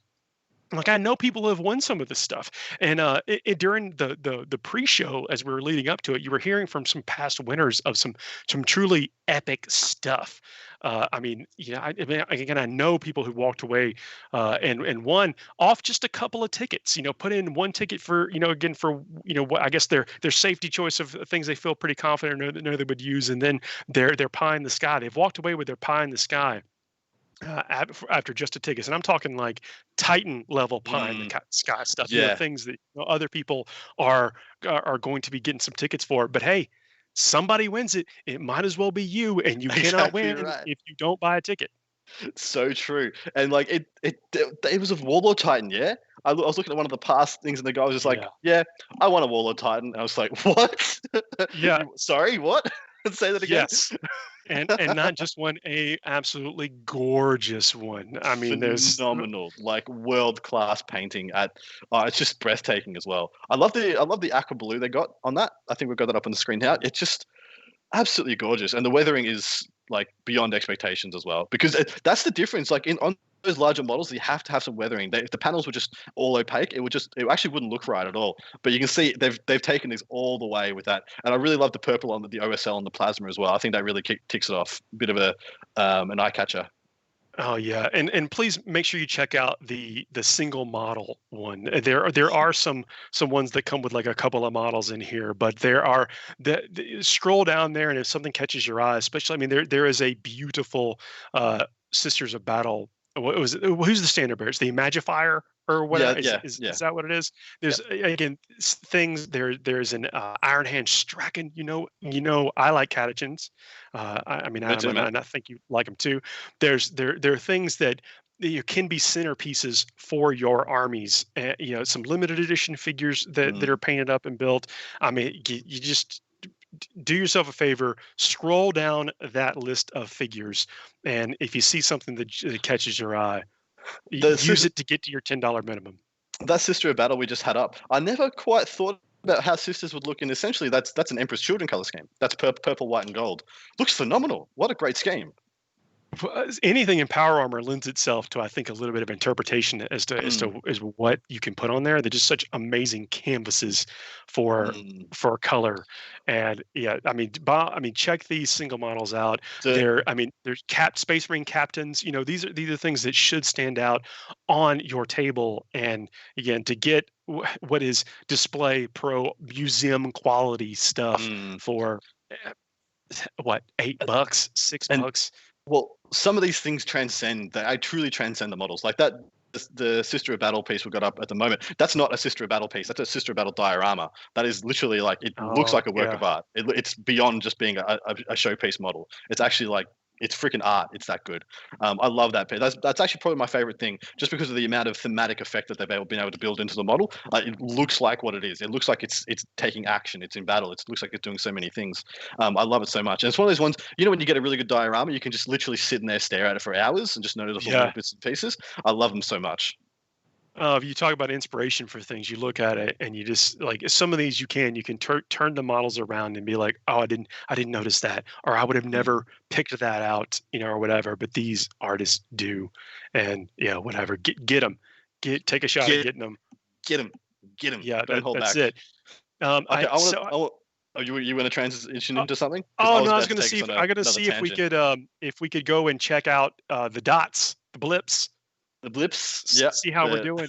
See how the GSC, see how the Colts are going. Yeah, the number of tickets sold, the places that they're coming in from. I want to see if if the country list has shifted a bit. I know the bulk of it's coming from the U.S. right now, but let's see how the other ones are doing. I don't know whenever we can transition to that, if we can transition to that. Yeah, looks like we've got that coming up right now. Thank you very much, Diffie. Oh, that's what Diffie was just updating it, making sure it had refreshed since we last time we looked at it. I get the furious clicks. I don't know if we can say fast and furious on the air, but that is exactly what's happening. Yeah, we're not gonna get a copyright claim or anything, are we? All right, here we go. Oh, look at that! Yeah, the numbers are ticking up, and that is exactly what we want to see. Well, we only had like two spheres before. That was up in the top left-hand corner around the Seattle area, and then of course on the I guess the middle of the east coast of America. But now there's two more little circles growing. There's one what looks to be in Florida, and there's another one. I don't know what you call. I don't know how to describe the middle of America. It's like the right middle of America. What's the term for that? What is that? Wisconsin, Ohio. Look, Illinois. I was absolutely wrong about the one that looked like it was in Florida, by the way. I obviously don't know the geography of America. Florida is down there towards the bottom. It's down on the right. But yeah, that one's more around like what looks like Louisiana or... You're doing great. I'm doing so well, guys. I want to point out he lives in Australia. You did come to America though. Like I did. I would be there. I'd be there in a couple. I'd be there in January this year if I'm able. We'll see. It doesn't look like it's going to be a thing, but fingers crossed. We got a couple of dots in New Zealand. That's phenomenal. Zoom in. I'll zoom in on Ballarat, Diffie. Show 'em where I'm at because that's pretty much me in Ballarat there. Oh, see that dot up. That's me right there, guys. Yeah. That's where I'm at right now. How cool is that? Thank you for your tickets. No worries. I'll chuck a few more that way at the end or while we're going. But CJ Kinder, Ballarat, I have a friend there. Tell me who that is. I'll look him up, see if they play Warhammer. I'll just have a coffee with them and say good day. Maybe you can get them playing Warhammer. Maybe I can. If they don't already. Maybe. I don't know that our tracker bar has updated recently of where we are towards our goal, but I think that we are that is growing. We are getting there. Absolutely cannot wait to see this continue to tick up. Absolutely right. Now, I wanted to talk a little bit of 40K for a moment, if I can. Because we had. Hey, are we allowed to? Do we have permission? We had the people's permission because there was the full view of a model that I've been wanting to see for ages. I would be wanting to see the whole scope and breadth of the Silent King again, and they've got a full color picture release now on the one community site previewed, and they got a couple of bits of his stat line as well. So we know he's 16 wounds, toughness 7. He's got a 3+ armor save. You could assume he's going to have a 5+ or a 4+ invulnerable. Bliss skill 2+, strength 5, but they've already told you that's going to increase, and he's got 2 triarchs with him, and they also have a couple of attacks at strength 5 as well. Now, where it gets saucy is that they've alluded to that this guy operates in every phase of the game. So I'm curious of whether that means psychic he's phase? Yeah, they actually said online he operates really well in every phase of the game. So but see, that could just be deny, man, because exactly. the Necrons have had those. Yeah. What is it? The spiders and stuff that have done things previously in the psychic phase, and he has to be some null force or whatever. Well, I was about to say he's got a Catan shard. Look at the Catan shard above his head, the trapped spirit in that kind of it's actually an ultramarine symbol, isn't it? In that kind of horseshoe. But he's got a Catan there. Or maybe the ultramarine symbol is an old Catan symbol. Oh, McCrag is a Forge World. It's only a matter of time before she wakes up, baby. But I was thinking he's got Catan powers. He's got a trapped Catan as part of his whatever you would call his dais that floats. I bet you has Catan powers, man. That's going to be my hot pick because there's no way he's a psyker, but he's almost definitely has some denies, and I reckon he's got Catan powers as well. You're right. I think there is no way that he's a psyker, but that doesn't mean that Catan couldn't have been a psyker. Satans operate in the psychic phase, don't they? Or do they? By the way, we also know shooting end of movement and shooting phase and that kind of stuff. Look, we don't know anything. We know nothing. We are simply wish listing and dreaming the same way that everyone else is until this stuff comes out. But they have to listen to us do it. Yeah. Never mind. Well, that's part of what we do on the show. You know, the podcast that we run is we wish list and bring some actual facts. So I think we've got another video to play. This is from myself and Brent Amberger from Goobertown Hobbies. Man, I mentioned this, I think, in the thing, but the enthusiasm that he brings on his channel for painting and hobbies in general, I mean, it's infectious. He's really cool, and this is the first time I've been able to like speak with him and stuff. So it's kind of cool that I get to fan out, you know, on some of these folks as well, and you're going to see an example of that come up here in a second. Hey everybody, welcome to this special segment. You probably recognize my guest. I guess let me point the right way this way. Off to a good start. Brent, thanks for joining us. Happy to be here. Oh man, it's such a pleasure to talk to you, and especially with this going on, the Nova Open Charitable Foundation, and I know you've contributed this year to something very near and dear to me. I don't know if you can see my T-shirt here. On Wings of Fire. Yep, that's it. Talking about some blood angels, man. That's right. So this year I contributed 3 squads to the Blood Angels Army raffle, and that was a couple of real solid days of painting there. But I got a couple of videos out of that for the Goobertown Hobbies channel and sent them off. And hopefully, people are buying some tickets and supporting a charity. And I got to tell you, I am going to be eagerly awaiting the news of who wins that one. I'm really curious about where those in particular are going to. Absolutely. And that's a whole army. And it's one of the fabulous things you can win this year is, basically take it out of the box and play with it. Cool army. Mm-hmm. So I know this army was designed kind of at the end of 8th edition. The list was written up early 2020. And then, in that time, we've had the news of 9th edition, but I think everything in there is still good. I looked at it; it's playable. Yeah, it's definitely good. And then it's also painted by lots of people in our community, which is cool. You get to one of the most interesting things about this is you could be a fan of someone that contributed one of these entries, and then you have something in your collection that you would never had from them before. Oh, exactly. That for me, that's what I'm looking at a lot of the time. I've bought raffle tickets to this thing before. This is not my first time around.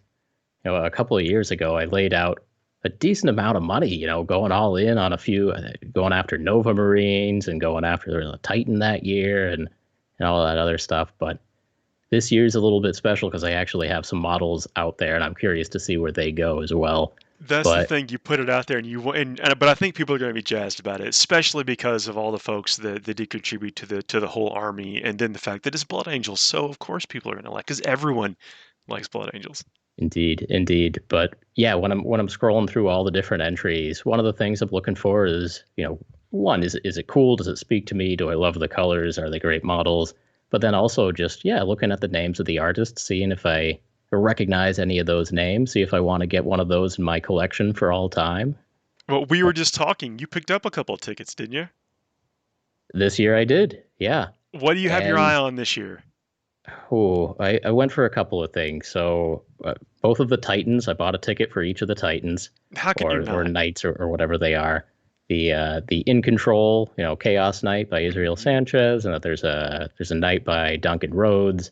And again, names that we've heard before, and definitely bragging rights to your friends if you have one of those sitting in a cabinet on a shelf somewhere or something.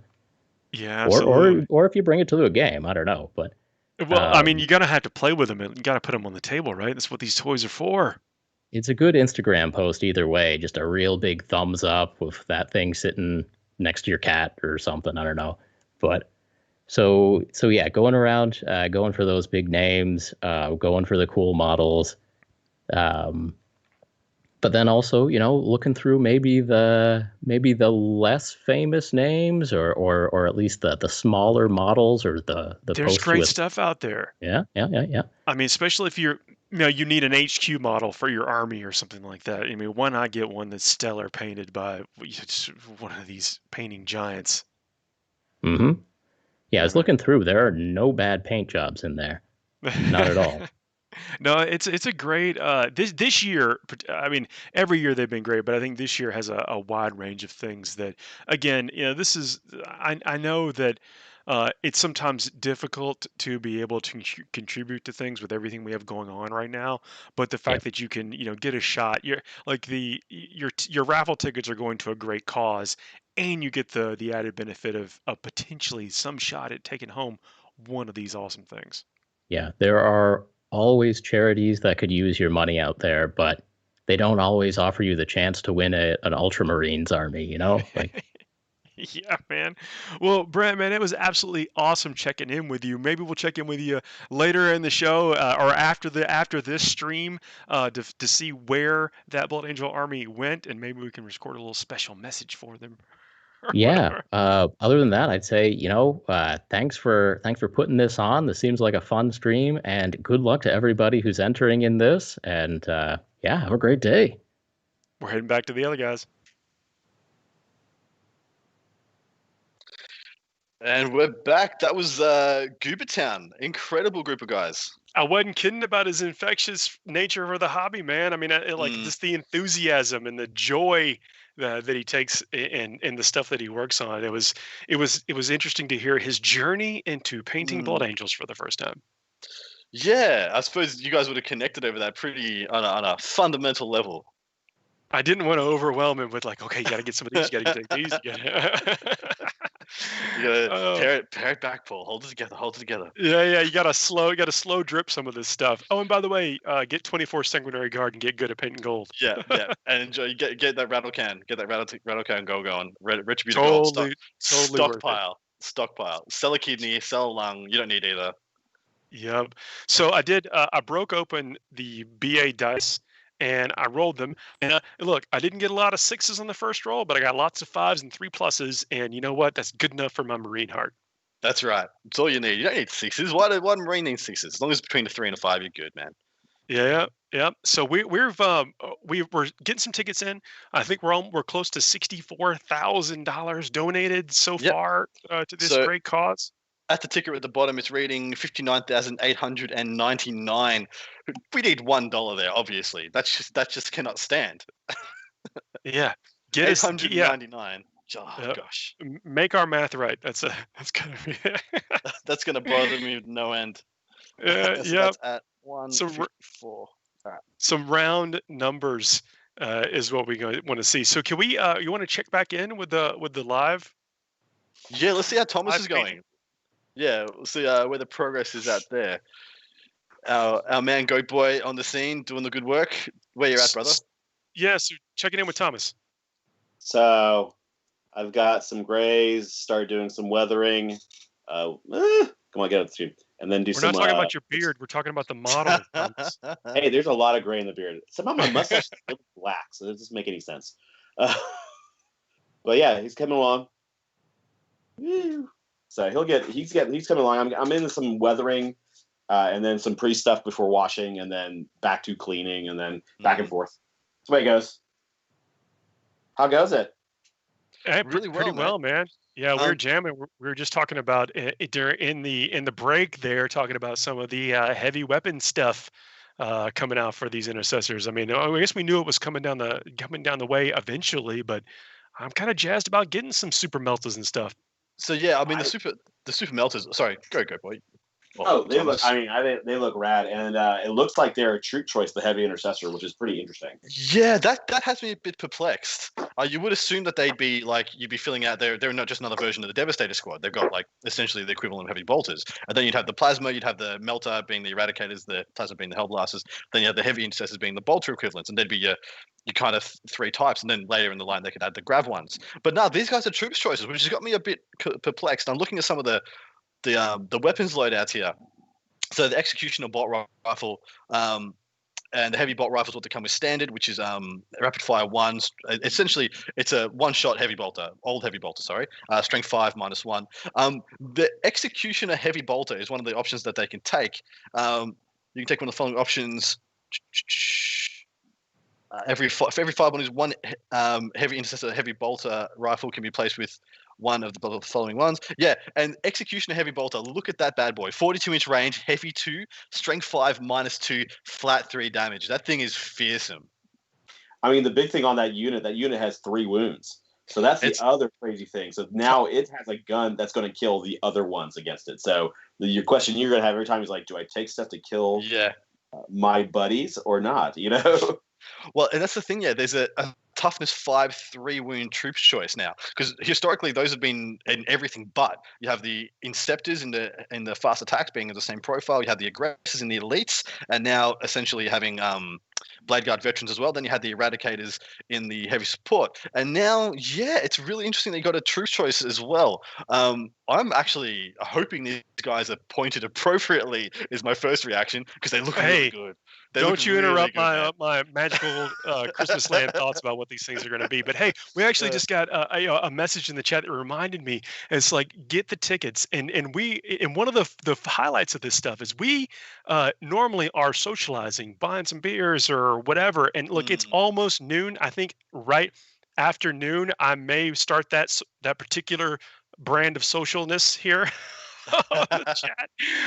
But think of the what you're saving on not doing that in the bar. Yeah. And use that, if you don't mind, to buy some tickets. I think there's you've already, during this this quarantine, us not going out as often, you've probably saved a little bit on some bar prices for drinks. Let's spend that on some tickets. Yes, please.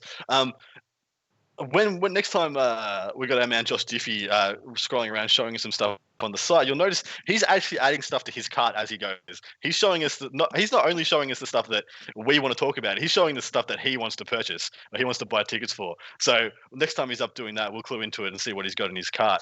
See what he's going for, yeah. Yeah, see what he's going for. Now, Necrons, yeah? Necron characters. We had a few alluded to there. Oh, you want to pair back to something else? Well, no, I want to show off a couple of the models that we've got, because not only do we have some absolutely amazing GW stuff up there, there's some non-GW stuff as well, and so we want to highlight those. And remember that art. I mean, like Roman's art and then the Gloomspite Gets, those are live things only available. I mean, maybe for the rest of the day, but at least during the scope of this. And so if you're looking for that extra ticket to get, like say what you really want to put in for, let's say for instance the In Control night that I really want to show, because that thing is beautiful.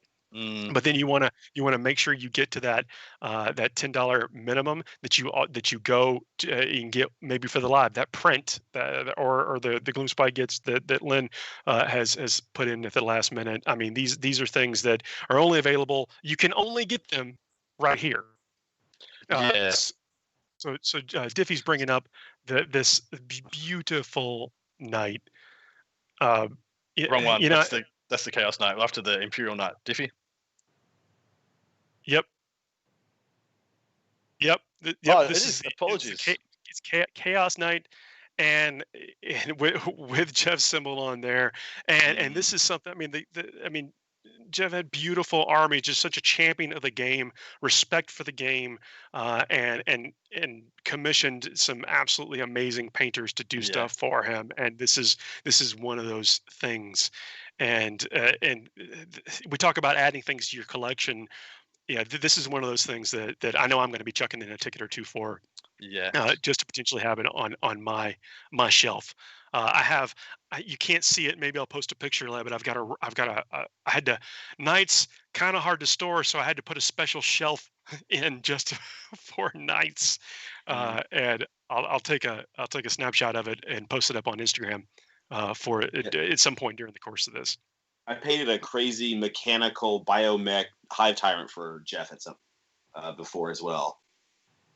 Yeah, I'm telling you, just absolute champion of this hobby. Did a lot to bring even the type of thing that we're doing right now forward and possible for this. And this is to own a piece of the something from a model that would have been on the table and winning a lot of games is absolutely amazing. So we've just had an update on the ticket price. I think we've had a total 63,000 sold. We got an update on I haven't got an update on the tracker yet. Yeah, but, almost 64,000 in tickets sold. So please keep it coming. I mean, we have an ambitious goal, right? But we're going to get there 2 tickets at a time. And so that burden is not just on a single individual. It's us and our friends, and it's all going towards a great cause. Absolutely right. Goat Boy, what color are you on? I am doing some lining with black just to break apart some of the white, letting some washes dry. And then doing a little bit of pin washing on some stuff. How crazy are you going to go with the red on that bad boy?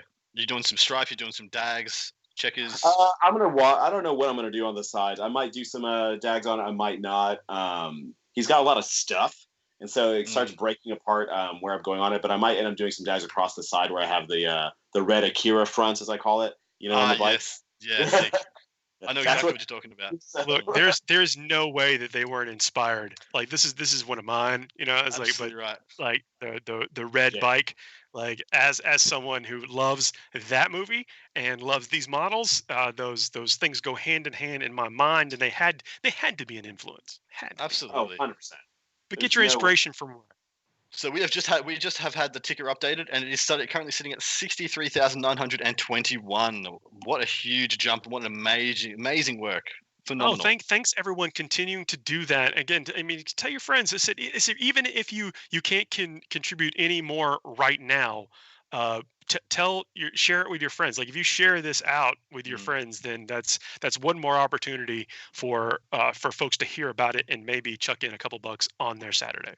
Yeah, exactly right. And you've already heard from the incredible charities, and maybe we'll hear from them again before we're done here. But yeah, this stuff really does some good, and it's really appreciated out there in the community, because it goes to great causes. Like the Nova Open Charitable Foundation has put some amazing work into aligning itself with phenomenal charities that do the best work they can possibly do. And these are charities that are verified, and the money goes to charity, the money goes to the people who need it. It's phenomenal.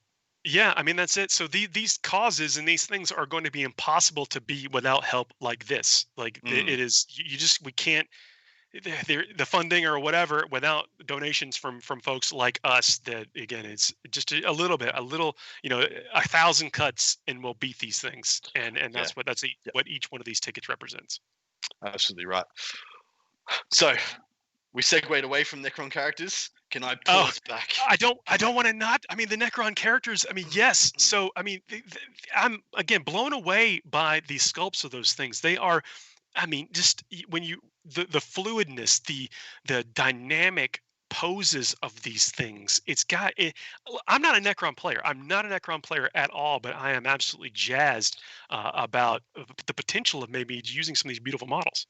I'm just looking at the ingenuity behind them. I mean, so it's really weird, yeah. But you want to look at the Chronomancer. That's the one with the tentacle legs. Not that the other one doesn't have tentacle legs. This one's standing on his tentacle legs. Reminds me of a high elf. Am I crazy here? It looks like a high elf wizard. It's got the stave. It's holding like a mystical cube. It's got some stuff floating on him. In our review of the preview that we got previously, we compared it to a wizard. And that's how neat is that? I mean, it's cool. But you have to. But it's all contextual. Like you see those things, and he's not a robot wizard or whatever. But what if he is? I mean, but what if he is? Yeah, I'll take him some blasting some Star God residual juice, on something. Oh, I just got an update, a text update. Somebody in Canada just purchased $300 worth of tickets. You are a legend. Yes. That is, I don't know if we've seen an exponential growth of a blip over the course of this broadcast yet, but that had to do it. Absolutely had to do it. Diffie, can we queue up a word from one of our sponsors? I think of the charitable foundation. Yeah, so this is there's a lot of folks contributed to making this happen, and I know that we're just the ones talking about it right now. But there is just a whole lot of moving parts behind the scenes, and just the Herculean efforts that got us to this point of being able to talk about it here and share it with you. Thank you all for being part of that experience. Absolutely But we're right. going to continue to bring you some of these pre-recorded messages from folks that have contributed in some way to this, or just have a story to share about how it's impacted them. And while Diff is pulling that up, we got one more cryptid to talk about here.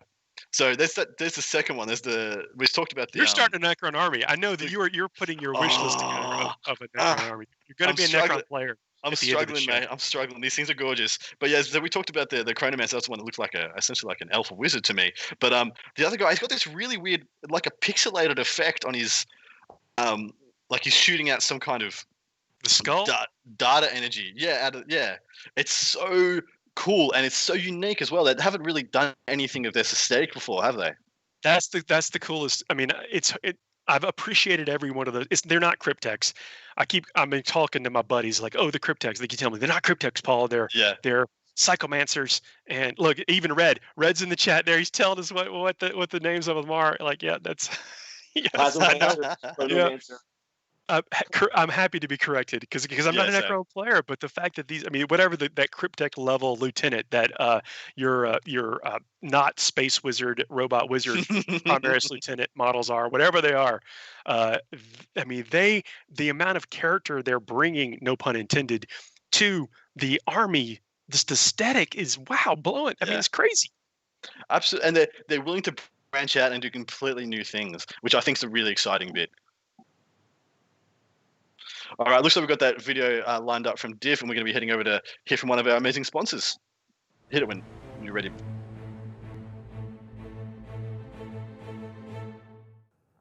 G'day, mate. I really botched that. This is the wrong shirt, isn't it? I should probably get... Yeah, I'm going to go get changed. I'll be right back.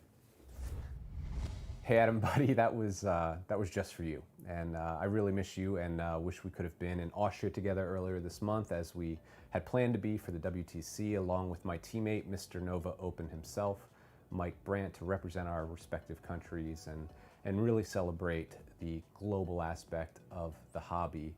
I'm sorry that I couldn't be here live. I'm actually probably, as you're seeing this, in a plane flying directly over top of the Nova Open venue.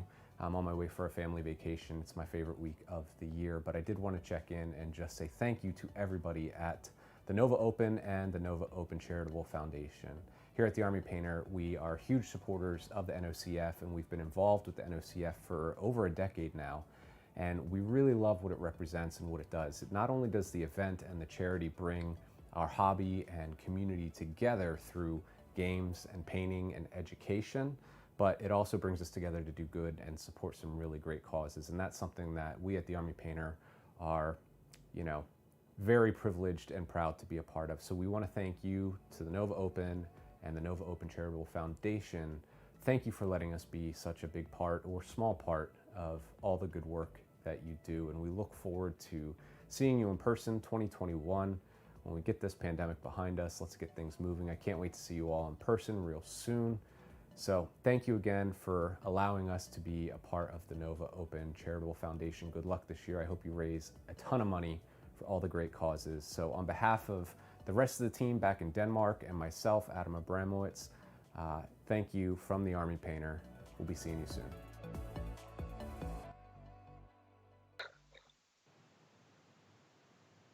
Amazing work there by the Army Painter. Lovingly wearing a shirt that I gave to him at WTC last year. I was lucky enough to shake hands with Mr. Abramowitz and a couple of other amazing American players and Canadian players and players from all over the world. Notably, Mr. Brandt, I got to meet there as well. I think I made a crack about a game he was playing and how you couldn't. It was easier to make a 12-inch than it was to put toothpaste back in the tube. So you might as well go for it. You mentioned that's traveling around and stuff. That's one of the things that people ask me all the time is like, should we travel to things? Would I enjoy traveling to things? And you start to encounter this like a subsect of the community, same people. You see the same faces, and you establish this bond between the different events. And so like the Nova Open tournament, it's a place where you may see some of what become your best friends only once a year, and that may be the place that you see it. And so if I'm ever asked, should you go, the answer is yes. And I know that we will get there again. We will get to a point where we can travel freely and safely and confidently again. And when that time comes, yes, you should absolutely do it. If you did it before, you should continue to make it part of your activity and routine, because I can tell you, man, like it's been so rewarding over the years encountering these folks, in different places. I mean, you hang out with them in Vegas, in Chicago, in Washington D.C., in London. Serbia. It's so fulfilling, and it's another aspect of the hobby that I'm so glad that I started doing. Like I remember back in the aughts. I don't want to say exactly how old I am, but a long time ago, to where I was envious is not the right, but I admired folks that could do it. And so when I finally got to an ability where I could do it, I was nervous. I was also nervous about, am I going to enjoy it? But it's never looked back, never regretted it. It is just completely worth it. Yeah, I'm exactly the same, man. Like coming to, especially like, so I came over for Charity Hammer and the LVO this year, and man, it was one of the best trips of my life, and I don't think I can stop now. It was literally like it was a 40K holiday, a month-long 40K holiday, and one of the best holidays I ever had, and I've got no intention of stopping. The LVO is one of a kind, and there are so many events like that, like Adepticon and Nova, and things like the London GT, WTC, ATC. These are one of a kind keystone events that where you just go and you just get to bond with so many different people and just expand your world. It's a phenomenal experience. Heartily encourage anybody who hasn't tried any of that stuff to play. Yeah, go out, join in. Even if you're lucky enough to have one of these things in your backyard, I mean, like the ATC is I could drive there, I could get there quicker than I can get into Atlanta with Atlanta traffic. Yeah. So if you're not lucky enough to have one of these in your backyard, or even if you are, it's still worth it to go to the next one. And so it's like, here in the chat just kind of blew up with like, can't wait to be in Nova 2021, and people giving shout outs to their Nova fam. And that is exactly what I'm talking about. Like you're going to catch that hook is you're gonna want to do it. The games become secondary and tertiary to what you actually experience when you're on site at one of those things, and to be invited to even capture just a little bit of that on this stream man, I'm pleased and I'm real proud to be a part of it. Absolutely right. I think we've got another video lined up. I think we're hearing from another one of these amazing sponsors that have been involved. I think we've got the lovely Val Heffelfinger interviewing Atom. Is that right? Yeah, Uncle Adam from the Tabletop Minions. Yeah. Again, that's another person who's bringing this this message and his journey on the hobby to the masses. And and if you haven't met Mr. Val Heffelfinger, one of the brains behind Stat Center, which we got to be a part of this year as well, Adam. But let's check in with them. Thanks, Paul. I am joined by Uncle Adam, tabletop gaming polymath and host of Tabletop Minions on YouTube. Since starting it in 2013, Tabletop Minions has grown to over 180,000 subscribers, making Uncle Adam one of the most popular uncles on the internet. The stately conscience of our community, it is a privilege to have him with us today. Adam, welcome to the show. Well, thanks for having me. I appreciate it. I'm a fan of Nova. I've been coming for the last several years, and I'm sad, obviously, not be able to be there this year. None of us can, but still, it's. I'm glad that this is that the charitable portion is still going on, and I think that it's a big deal for the community that this has got so much support behind it.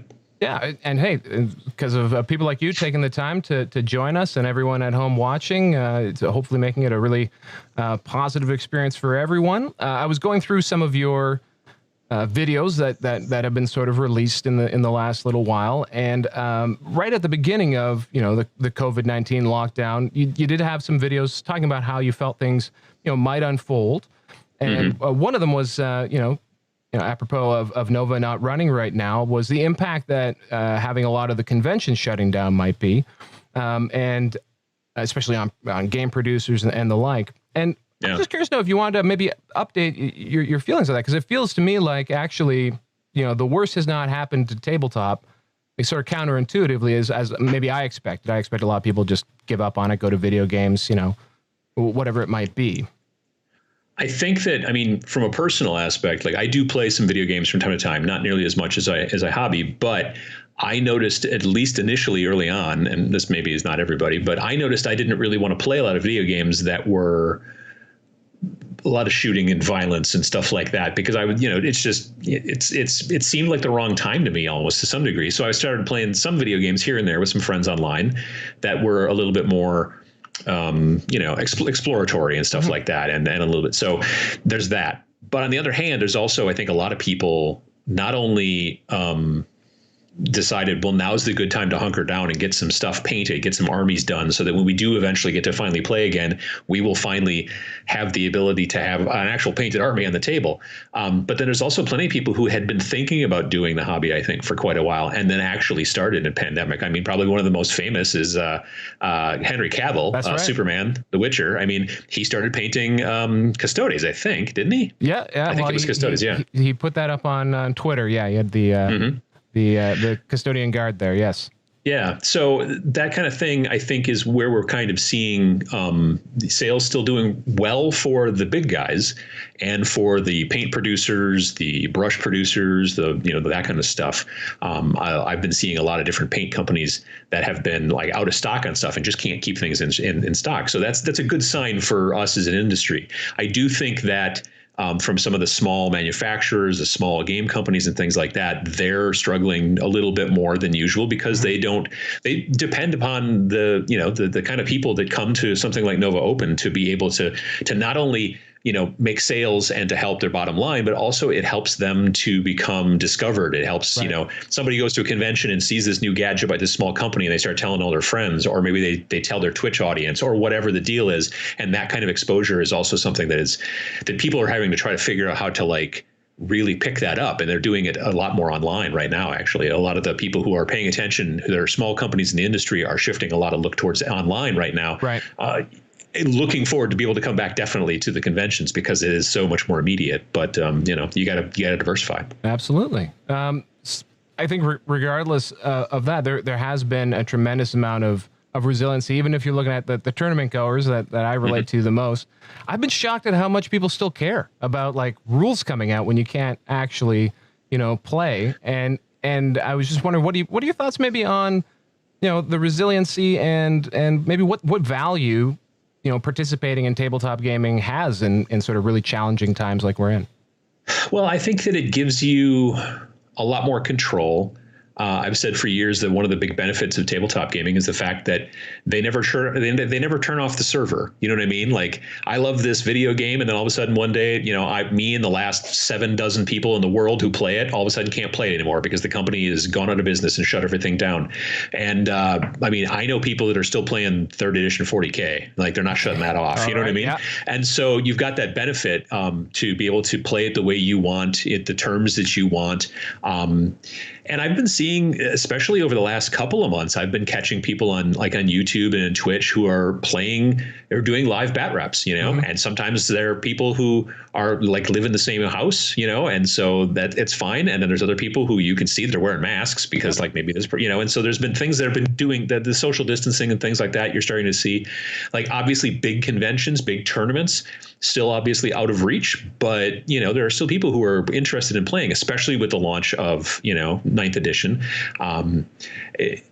There's nothing, 9th edition was going to come this year no matter what, global pandemic or not. And it's not like they could just be like, well, we'll just wait till next year. That's just kind of not the way big business works. There's a schedule here. We have, right. Yes, exactly. Otherwise it would have all sat in warehouses probably for a year. And I don't know that would have worked. So it's a thing that, we persevere as a group because we love the games, and the companies have to persevere because they know that there are people out there who love the games. And so, yeah, I think that, the one thing I think that we're really learning in all of this is that we don't really know, when you throw such a monkey wrench into the planet, you don't know what's going to happen. Absolutely. And we had ideas early on and everything, but the people are the constant. That's the big important thing. The people who are the viewer, the fans, the players, the tournament players, the casual players, the people who only paint, all that kind of stuff. That's the constant. So as long as that doesn't go away, it helps. Absolutely. All right. Well, thank you for your comments there. Just before we let you go, I know that you've been diversifying your channels lately, and you've been making a massive foray into Twitch.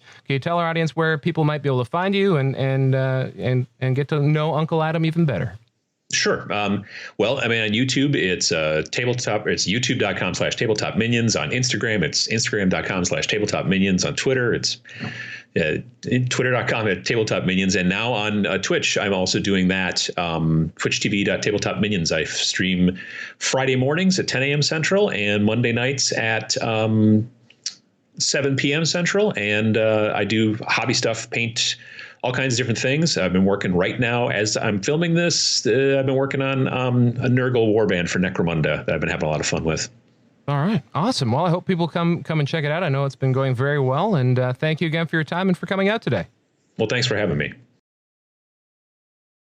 And we are back. Man, it's Uncle Adam holding it down over there. I mean, check out his channel. If you were not familiar with his channel, it is worth checking out. Again, the way he presents things and explains things, it's for all different levels of people in their hobby progress and journey. It's absolutely cool. The man's got a good brain, I think. Is a good way of saying it. He just explains things really well. Another gentleman I've had the pleasure of meeting traveling to these events. That's I met him at LVO as well, and what an absolute gentleman he was. Yeah, absolutely. So look, in Nova Lounge, Charitable Foundation Lounge, check these out. Now, this is not the exact same mixture as is normally there, but here we go. So I'm going to be cheers all. It is afternoon here. Don't worry about me. It's afternoon here on a Saturday in the States. Yeah, but I want to challenge everyone. Look, if you rack up a bar tab at the Nova Open Charitable Foundation Lounge, you transfer those dollars to some tickets. I mean, that's one of those things. This is part of what we're doing, is that social aspect, being a part of this part of it, trying to replicate a little bit about what we'd see or what we do at a live event. This is my kitty cup. I will cheers with my kitty cup. You changed mugs? You've gone watermelon to kitty? Well, the watermelon's got water in it because it's the watermelon, and the kitty's got the Rockstar juice that's keeping me going, which is like a combination of as long as you got a system. Yeah, you got a system. It's like paint water versus not paint water. Labeling those cups is very important. I use a baby food jar as my water cup. Because no one will ever drink out of a baby food jar. Well, I'm gonna try my best never to do it, but I've had it for so long. It's from when my oldest son was a child, and so it is. Let's just say the layers of paint on the inside of it are like rings of a tree. Okay, yeah. So one day they'll be like, oh, how long did this guy paint miniatures? And they'll crack your glass and count the layers and be like, yes. 4th edition. It is never going to be misconstrued as one of these or a water cup for drinking. I use a extra large jar of pickle jar, extra large pickle jar. Super spicy pickles as well. They were delish. Yeah. What? So was there anything from the release so was there anything you thought was going to be in the preview that wasn't in the preview? No, okay. So I can tell you that something was in there that I didn't expect to be there is Death Watch. So like getting a focus on Death Watch, and we've actually, we actually have a segment on the show that we do. You've been actually given full license to rant about a faction, and one of the requests we got recently was Death Watch, and I think Death Watch are often kind of like you're forgotten or whatever, but they had a lot in the fact they're going to get an early focus on things. It was interesting. Well, it's because they've always seemed to be a mono build faction. Like, if you didn't like kill teams, well, I guess there was no other reason to play. The only reason to play them was because you liked kill teams. But now they're getting access to the full Space Marine Codex, and naturally, they'll have probably some restrictions or some bits and pieces of their unique flavor added in their supplement. But essentially, you can make any army now with Deathwatch. I don't know how much leverage or what the specials are going to be, but the fact that you can do that, like you can have Thunder Fire Cannons. Thunder Fire Cannons. My brain was just like, what are those two words? Never mind. Storm Ravens. You don't have to take the weird alien dropship flyer if you wanted to. You can take Storm Talons, Storm Ravens, Stormhawk Interceptors. I think it opens up a whole new world for Deathwatch players, and a lot to get excited about there. Yeah, and look, and I know we've been focusing a lot on GW models because again we're somewhat enthusiast and somewhat, I guess, hobby addicts for some of that kind of stuff, and getting news for some of our favorite factions or the army that you're going to start playing, even though you're terribly fighting against it. But there are a lot of non-GW stuff up for raffle as well. So let me say something close to my heart. The Teenage Mutant Ninja Turtles Shadows of the Past core game box. There are some figures up for fully painted. Like this is one of those games. Like not everyone out there fully paints their board games, but the models, because of technology the way it is now, the models are getting so good to where you can actually throw some paint on there, and this is, I mean, look, Turtles. Adam, are you familiar with the Ninja Turtles?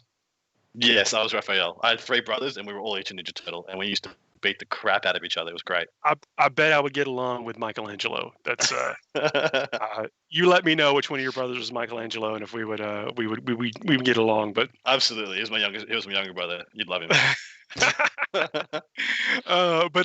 This is so. And again, I know we focused a lot on the GW models, but there are other things. I don't know if they were passion projects or just things that that the artist wanted to do, but there are cool things. Like I don't know if you display like thankfully I'm able to display some nerd stuff in my actual living areas in my house, and these are things that again you probably want to try to pick up. Absolutely. What are the other specials there? So we've got the hammer. Anybody had a look at the life-size Stormcast hammer? Because if you ever wanted something to just like lay on your mantelpiece. See, that's something you could put there. You could put in there. Cool, right? It's just cool. And not everyone, you could pass it off as almost anything. Like you don't have to say that's whatever. Oh, people are like, oh, I know. I think you like the Avengers. Like, yeah, this is totally the Thor's hammer or whatever. It could be whatever hammer you need. Or Theoden. Oh, I also liked Lord of the Rings. Like it's a conversation starter. Absolutely. Have it sitting next to your house. Someone breaks in. No one's going to want to be chased by a half-naked bloke wielding the hammer. Like it's just going to be a fearsome thing. You are correct, but also repaints of the like X-wing stuff. So the some of these models they come out and they are pre-painted, and which is cool. Yeah. It's a little bit of a time saver, as far as like you can get a narrative type thing happening on your table right out of the box, and that is awesome. But also, some enterprising artists out there have repainted some of the things, and there's a couple of those up for purchase in the units and detachments section. Like, this is totally worth doing. And then kill teams, like there's kill teams, Underworlds, Warhammer Underworlds units up there. Check this stuff out. It's not just cool. They actually look pretty nice in yellow, don't they? The X-wings and stuff, and it's a good yellow they've used there.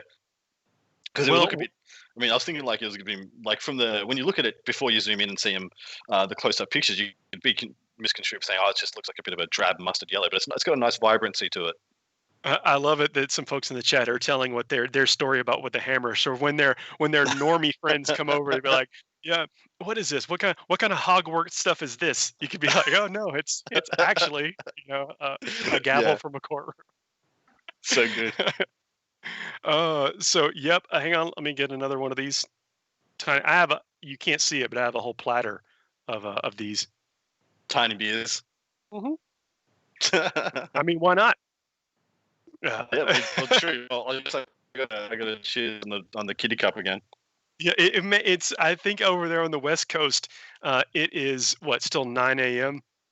But in London, if you have to be checking in, it is almost beer 30. So actually, I think it's exactly beer 30.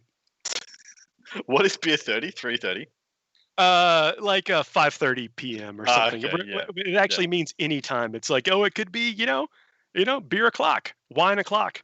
Man, I'm so not down with the kids. I don't know any of these things.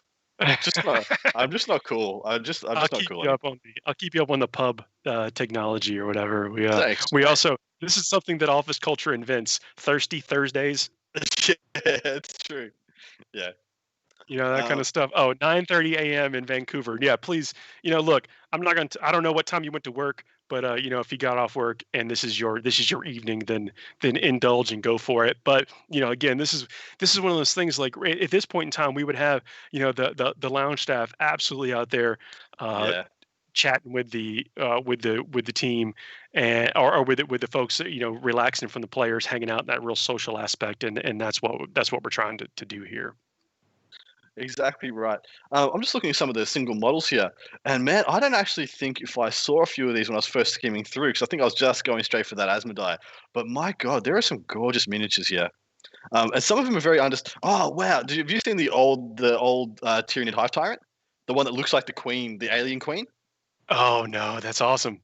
I love it so much. That's my favorite one. I like that one so much more than the current one. Not to say the current one's bad, but that's just the one. When I got into the game, that was the Hive Tyrant. That's the one I remember as a kid, and it really stuck out to me. I love those wings. I think those are the best wings GW has ever produced. And maybe there are some Forge World. Maybe there's some Forge World ones that are better. Coveted bits, man. Like those. Absolutely. Yeah. Yeah. Heck yeah. So okay, so can we go back and then click into Duncan Rhodes' Knight? So these are the models I'm talking about. These are centerpiece models. Like you could build something around these things, and then Duncan Rhodes has a knight from his personal collection. And you mentioned the character model. Like every knight has a pilot. So the knights, as I understand it from the lore, is that they're like the heraldry of the knight matches the household that they're from, the order that they're from, or whatever. And so every pilot of that knight really accessorizes, his knight is an accessory of the lord or the noble or whatever. And you get that whole kit here. You get his staff and the knight itself from Duncan's personal collection here. Like I've bid heavily on this, and if I win this, I will start an entire knight force to match his scheme. I'll match it. Yeah. I want to kick in tickets for both. So I want to get this one. I want to get the In Control Knight, and I want to set up these absolute awesome battles. Let me tell you. So, I've got a couple of children, and my youngest, we come down and we get to play. We set up little mock battles. We just say, can you roll a 4+, a 3+, or whatever. We don't go through the rules of the game or whatever. But inevitably, when I let him choose the forces, all the knights are on his side, and I get a handful of like Blood Angel TAC Marines or whatever. And we have to somehow do a convincing battle. And I'd love to recreate some of those things with let's just call it a narrative experience. Yeah. Agreed. I love that stuff. That's how I first started playing the game. My first starter set was the 2nd edition starter set. It had the cardboard cutout flamer templates and blast templates and stuff. And when I didn't know anything about the rules, I think I was 9 or 10 years old, and my parents had bought it for me and all 4 of my brothers for Christmas. And so we all shared in these bits, and we didn't have a lot of money growing up, and so there was just this one. They thought it was cool, just get this one big thing for us all to play together. And thought Warhammer was the way to go at the time, because we'd walk past at Games Workshop and we'd all lost our minds over the miniatures. And we didn't know what we were doing. We were just like, oh, this guy's gonna shoot that one, and then we would just roll a dice and like, oh, he killed him, he's dead. And then you just knock him over and you'd move on to the next dude. And of course, the Dante always fought Gazkul at the end, or the big bosses always got to fight this climactic battle at the end of it, and to finish it before we had to go for lunch. And just those times, man. Man, I will always remember this, is that, we're actually, going to tournaments or whatever, sometimes you have to have a display board for your army. And so I broke out one of my old Imperial Guard display boards, and we set up a little battle and stuff. I had a bastion on one side, and because I was armed with just a handful of TAC Marines, against the oncoming onslaught of 5 knights and a chaos lord or something like that. He actually even turned the dice bag against me. He turned the dice bag into a tentacle monster. Like you have to. This is you can enjoy these models however you want, and that's it. It's great that we have this construct of a game, but then we get to once we actually have these figures, we can do whatever we want with them. That's right, man. It's probably time we see another video from one of our amazing sponsors. If you can line that up for us when he's ready. But yeah, man, like this, there's just so many layers of this community, and I think you and I are both pretty privileged to be able to do what we do and be involved with something so special. And because the whole community is, I mean, it can be sometimes not the greatest or most positive of places, but I think as soon as you start talking to individuals and don't get to the polarizing nature of some of the things we talk about, everyone's got a heart of gold. It's and Megan brought up in the chat is that if let's say that there's nothing jumping out at you as far as like raffles go, and you just want to put a direct donation into the charities, you can absolutely do that. So you're not limited by the individual tickets or whatever. If that's a tedious thing, you can just do a couple of clicks and then put something into the pot for the charities, and then that's, man, to have the flexibility and the options to do that, I think is so cool. Agreed. Yeah, the direct deposit thing, I'm not sure we drew enough attention to that before, but yeah, it's a very good mode of getting involved. If you're not into miniatures, if you're just here because you like to support the Nova Open, or you're a family member of somebody who's involved, by all means, hit that donate button and chuck some dollars this way. Yeah, this is also, as you mentioned, to tip your bartenders, tip even at yourself with some tickets. It's you're not gonna, like, when has donating to charity or even these particular causes ever not left you feeling good at the end? And that's, I mean, even we've talked a lot about winning the stuff, but what you're really doing is giving some money to a good cause and then getting this little extra fun sprinkled on the side. Man, I'm looking at the Abaddon model again. You can't. I'm telling you, that's a centerpiece. You know what that guy does? Like, we know the stats. The stats are he is a pillar of an army, and if you got that, you would completely, absolutely be able to build an army around it. Like that guy, the fact that he exists on your tabletop will make you good at playing Chaos. Yeah, absolutely. Make you good at playing Chaos. Owning a Abaddon, he will make you play better.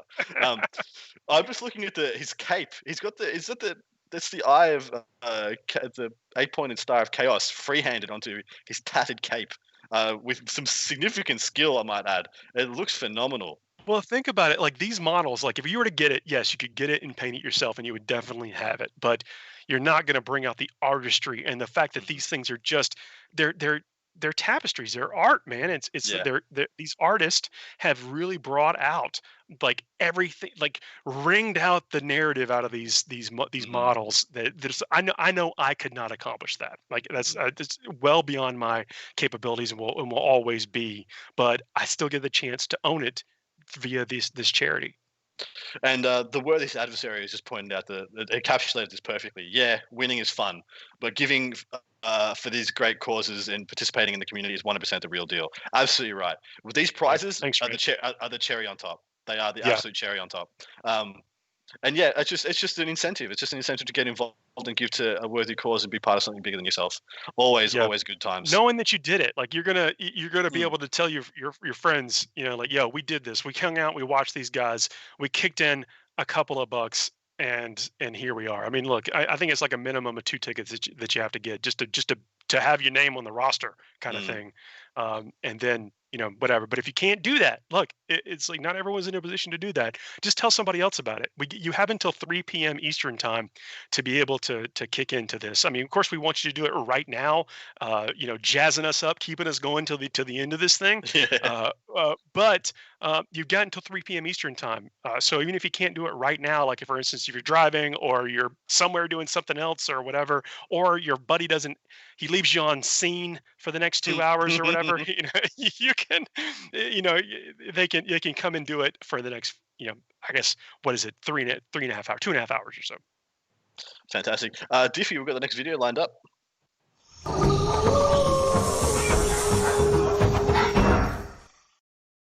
Hi everyone, welcome to the NOCF lounge. I'm Roman Lapat and I'm thankful of being a part of this, and I also want to thank everybody who is involved in the NOCF, everybody who paints models for it for a good cause, and everybody who's taking part in the lottery to win this. The past has shown that the NOCF can definitely create a massive amount of support for good causes, and I'm really happy to be a part of this. So thanks for the invitation today. I am involved in the NOCF because of several reasons. It's first, you can support a great cause with painting models, and I love to paint models, so why should I not combine these two things? And also, the team behind that is kind of a family for me, the Nova Open team, and I'm really happy to be a part of this since several years now. I did several projects for the NOCF raffles in the last couple of years. I'm really thankful to the NOCF for helping me also this year with a project I painted, the koalas, maybe you remember. They went up for raffles that the NOCF helped me to organize, and we were able to raise $3,000 for a good cause to help endangered species and animals during the bushfires in Australia. Thanks for that. So this is also, I can support the NOCF and they support me in organizing such things. It's really a great thing. It's just great to see a community get in this with full force. People painting stuff up, people taking part in the raffles, raising money for a good cause. This is something beautiful and makes me proud to be part of this community. Thank you, everyone. This year has a very special raffle from my side too. It's I created art prints from a drawing illustration that I did. I created a limited amount of 50 art prints.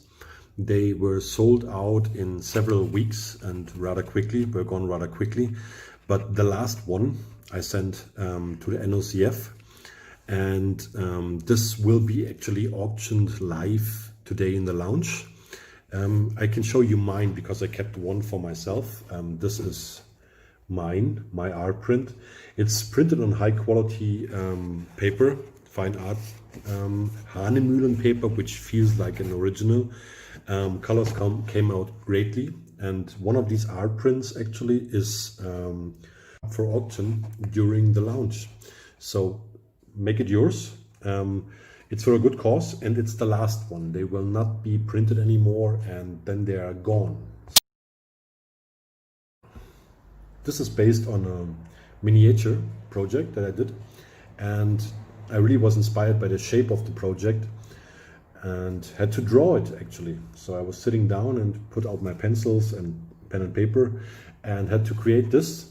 And many people asked me about buying the original, and so I decided to do this run of 50 limited art prints.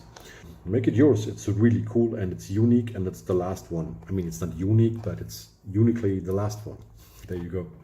Okay. Thank you for supporting the NOCF, and keep on happy painting.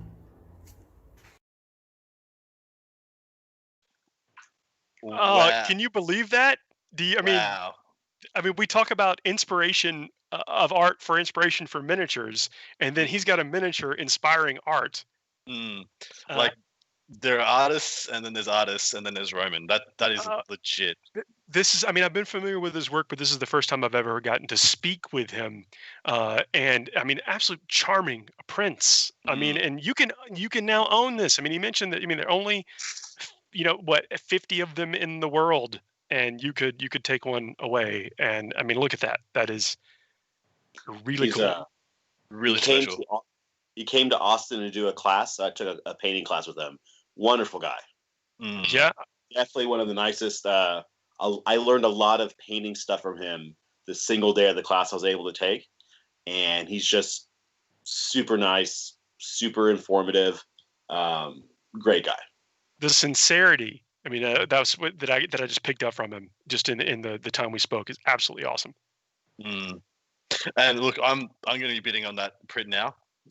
Actually, that was one of the few videos I hadn't watched before this, and after watching it, then I was like, yeah, I love it. I love that he broke down his process as well. You saw the layers in which he added his contrast, he added his paint, he added his colors. Phenomenal, really inspiring, and really, really insightful. No, I found myself when I watched it, when it first submitted a couple days ago, I'd like to point out these were all amassed within a couple of days. Like this, not only did they do some work before this, getting their miniatures and stuff to the raffle, but then when they were called along to do this extra thing, this all like coalesced in a matter of days, and that's just a testament to them believing in the cause, and hopefully how much you guys believe in the cause, and to keep those tickets coming. Yeah. Yeah, absolutely right. What other ones we got left to go? Actually, sorry. Go. Well, we got Thomas here, so let's check in on Thomas's. Where are you at, my man? He's done. He's done. He's just like that. You're like, he's finished. Complete. Can you throw up a couple of pictures on your Instagram or Facebook, Thomas? Yeah, I'm gonna go let it dry and take some pics. Yeah, where can they find you if they want to check out the model right now to see if they want to put it in their collection, which you do want to put it in your collection. Yeah, I'll put them on my Instagram, GoatBoy40K on Instagram, and then I'll send it to, who do I need to send pics to? Do you think best, Paul or? Yeah, you can send them to me. I'll put them up, but I'll definitely put them on yours, and so they can find them. Is it GoatBoy Bowls? Yeah, it's Instagram. Something WW's, It's Instagram.com/GoatBoy. So look up GoatBoy40K, and that will be the only one that comes up. Yeah, well, we told you Thomas paints fast, and he does. It's like you can get like this is absolutely awesome. Is that a bloodletter head mounted on the front? It's a bloodletter skull. It's the skull from the skull thing. So so basically he has a very thin layer of flesh over him, and then when it comes off, that's the skull that's left over. That is awesome. You can see it on our screen now, but what you're going to be getting is a immaculately painted version of that. Oh yeah, so it's got some. I was doing some some hexes are freehand on the on one of the legs, so that's what I was ending off with. I just sent you the email to send the pictures to, and they may be able to make their way onto the Nova Open Charitable Foundation site. So you should be there already checking the stuff out, but now you might see some additional pictures. So that's it. So yeah, I mean, the live auctions, those are things, again, only open up for this particular thing. So check out Lynn's, get the Gloomspite Gids, check out Roman's art print. I mean, how fabulous is, again, seeing that video and watching this process and how, again, he like put it together, absolutely awesome. And then now Thomas's Goat Boy original painted right before your eyes. It's not the magic of TV or whatever. We are fully live. This is full frontal 40K action. And what a phenomenal job you've done, Thomas. Thank you very much for your contributions, dude. Phenomenal. We'll probably still check in with you. We're going to run this for the next little bit or so, but we'll still check in with you. Div, can we queue up a message from our next guest? I think it's going to be Reese Robbins. Yep. Let's do it. We'll be back in just a couple minutes, guys. Hey everyone, Reese here from Frontline Gaming. Normally I'd be emceeing the Warhammer 40,000 stream at the Nova Open tournament.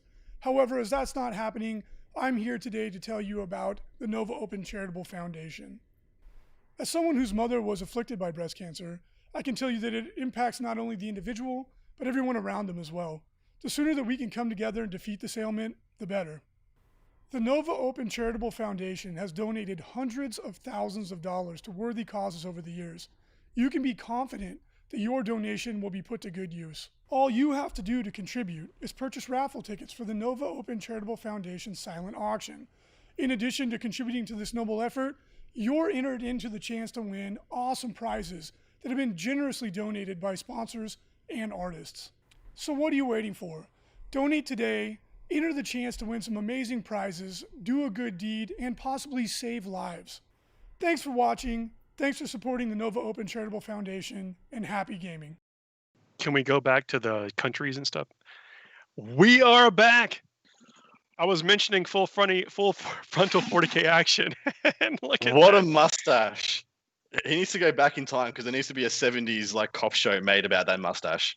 Yeah, thanks a lot, Reese. I mean, talking about causes that are important to them. These are things. I mean, I know we've focused on the charities, and heck, there's going to be a replay. Like we're going to play those videos again, or this whole thing again, and listen to the charities that we're supporting. I mean, it hits you, and then to know that, as you know, I talk about things that we have in common.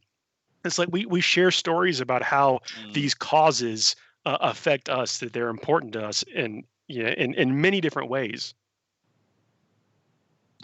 Yeah, dude, so true. And just seeing how far apart we might be, but how close we are in the things that we affect. We've jumped over to the blip screen, the GSC blips on the board screen. Have we grown a bit in the European areas? Are they just waking up and smelling the roses? I think we've seen a spike from the UK and certainly Canada that we talked about before.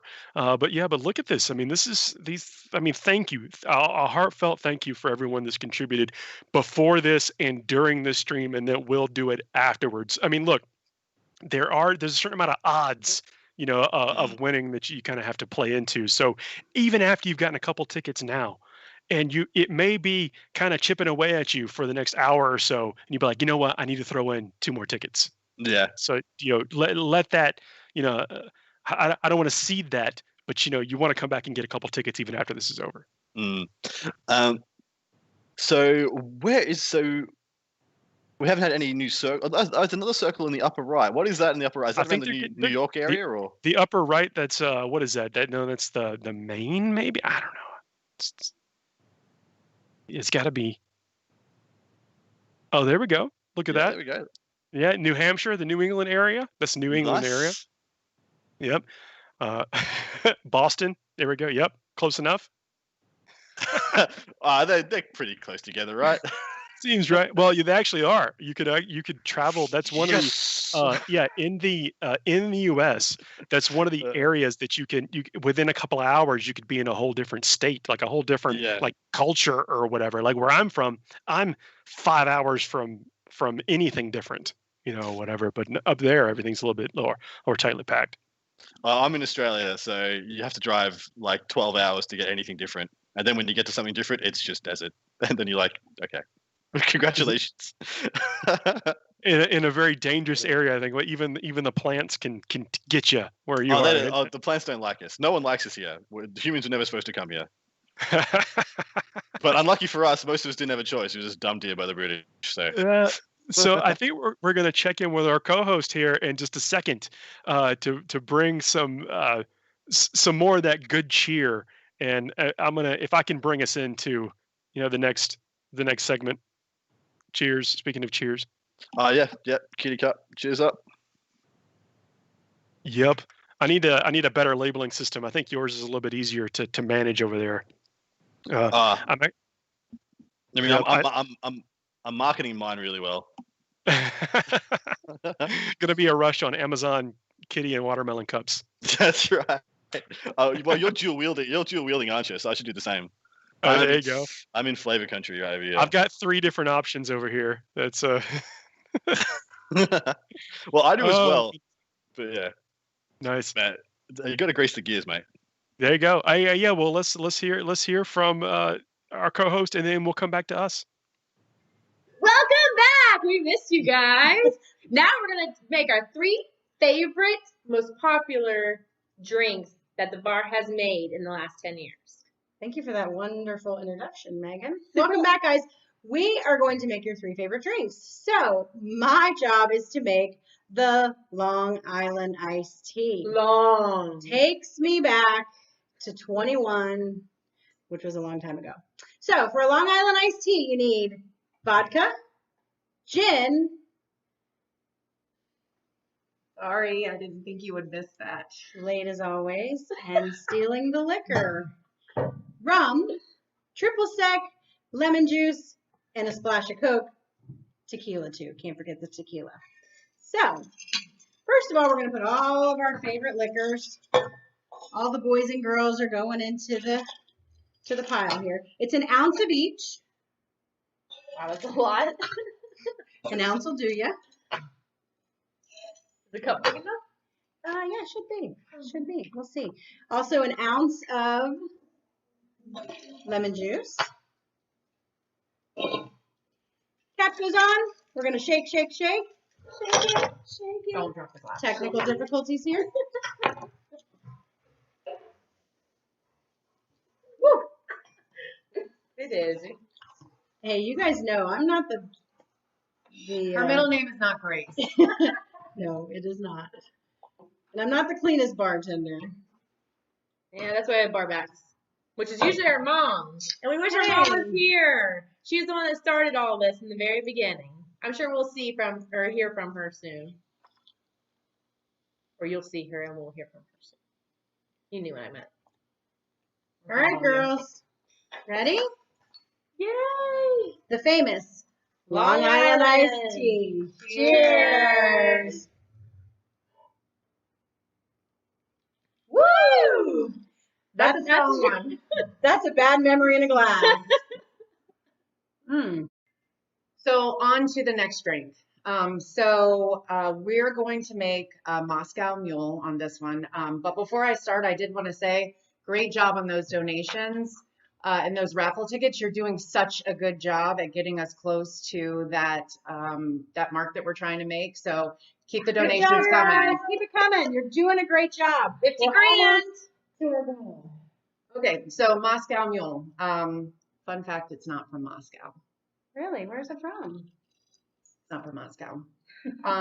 Another fun fact, this drink saved Smirnoff. This was originally made with Smirnoff vodka, and this actually saved the brand. They had almost filed bankruptcy, and then somebody started making these drinks, a lot of these drinks, which saved the brand. So to those of you who helped save Smirnoff, job well done. That's all I have to say. Keep it up, guys. Okay, so to make the Moscow Mule, it's going to be basically just a shot of vodka and ginger beer. So I had a very fine helper over here who, before we started, she went ahead and poured my shots for me because apparently last time I was putting a little too much in my drinks. Always. So we're just going to do our shot of vodka. Precise measurements are the key. We might not make it through the day if we keep on drinking all week. Sometimes it's more fun if you're not precise. Another fun fact, did you know that 90 cents to every dollar that we raise goes to those 3 foundations that we talked about earlier? I thought it was only 50. No, 90. 90 Wow. cents. 90 cents. That's unheard of. Very unheard in of. the charity world. So Keep it up, guys. Okay. All right, ladies. good? This is going to be the best one you've ever had. Because you made it. Yes. Cheers. Cheers. Cheers to you guys. Keep up the good work. Keep it up. Mmm.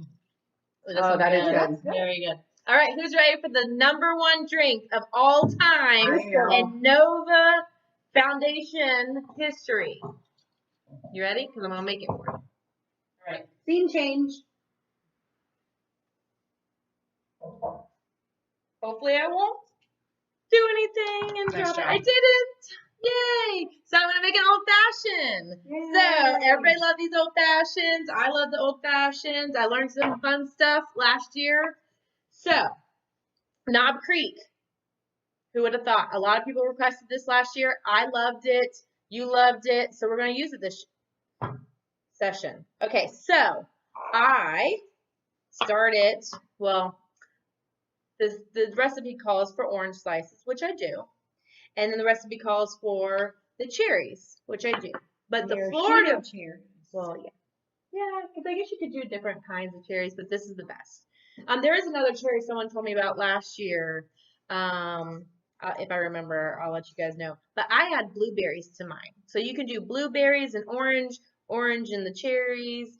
You can do the blueberries and the cherries. You can do it all. I use all 3, and it's super yummy. If you've never tried it before, I had some people that let me do it and show them last year, but some of y'all didn't, so I didn't. So. But we're from Florida, and we're broadcasting live from Florida, so it only makes sense that you do the Gotta Florida try version. it. So it calls for 1. I use 2 because I like mine super sugary. Super sweet. Super sweet. Use some bitters. Get some bitters in there. And then you're going to muddle it. I muddle the sugar with the bitters. Get it going. The Cubes are always fun. Work into that. Get it in there. Then I'm gonna add the orange slices. I use a bunch. Some of y'all are particular, but you do you. Like you decide if you want more or less. You do that. But you gotta try it with the blueberries, and then you muddle it all in. Now, 2 things. When you add the Knob Creek to your fresh glass of ice, you can siffer it so all the stuff is not in there. If I can open this. I did it. We're having technical difficulties. Don't mind her. No, it's hard in there. She did better in rehearsal. True. Now that we're live, I have to do it. So, Knob Creek. Then you can just let the juices go in, but I like it all in there. Get it in there. Dump it all in there.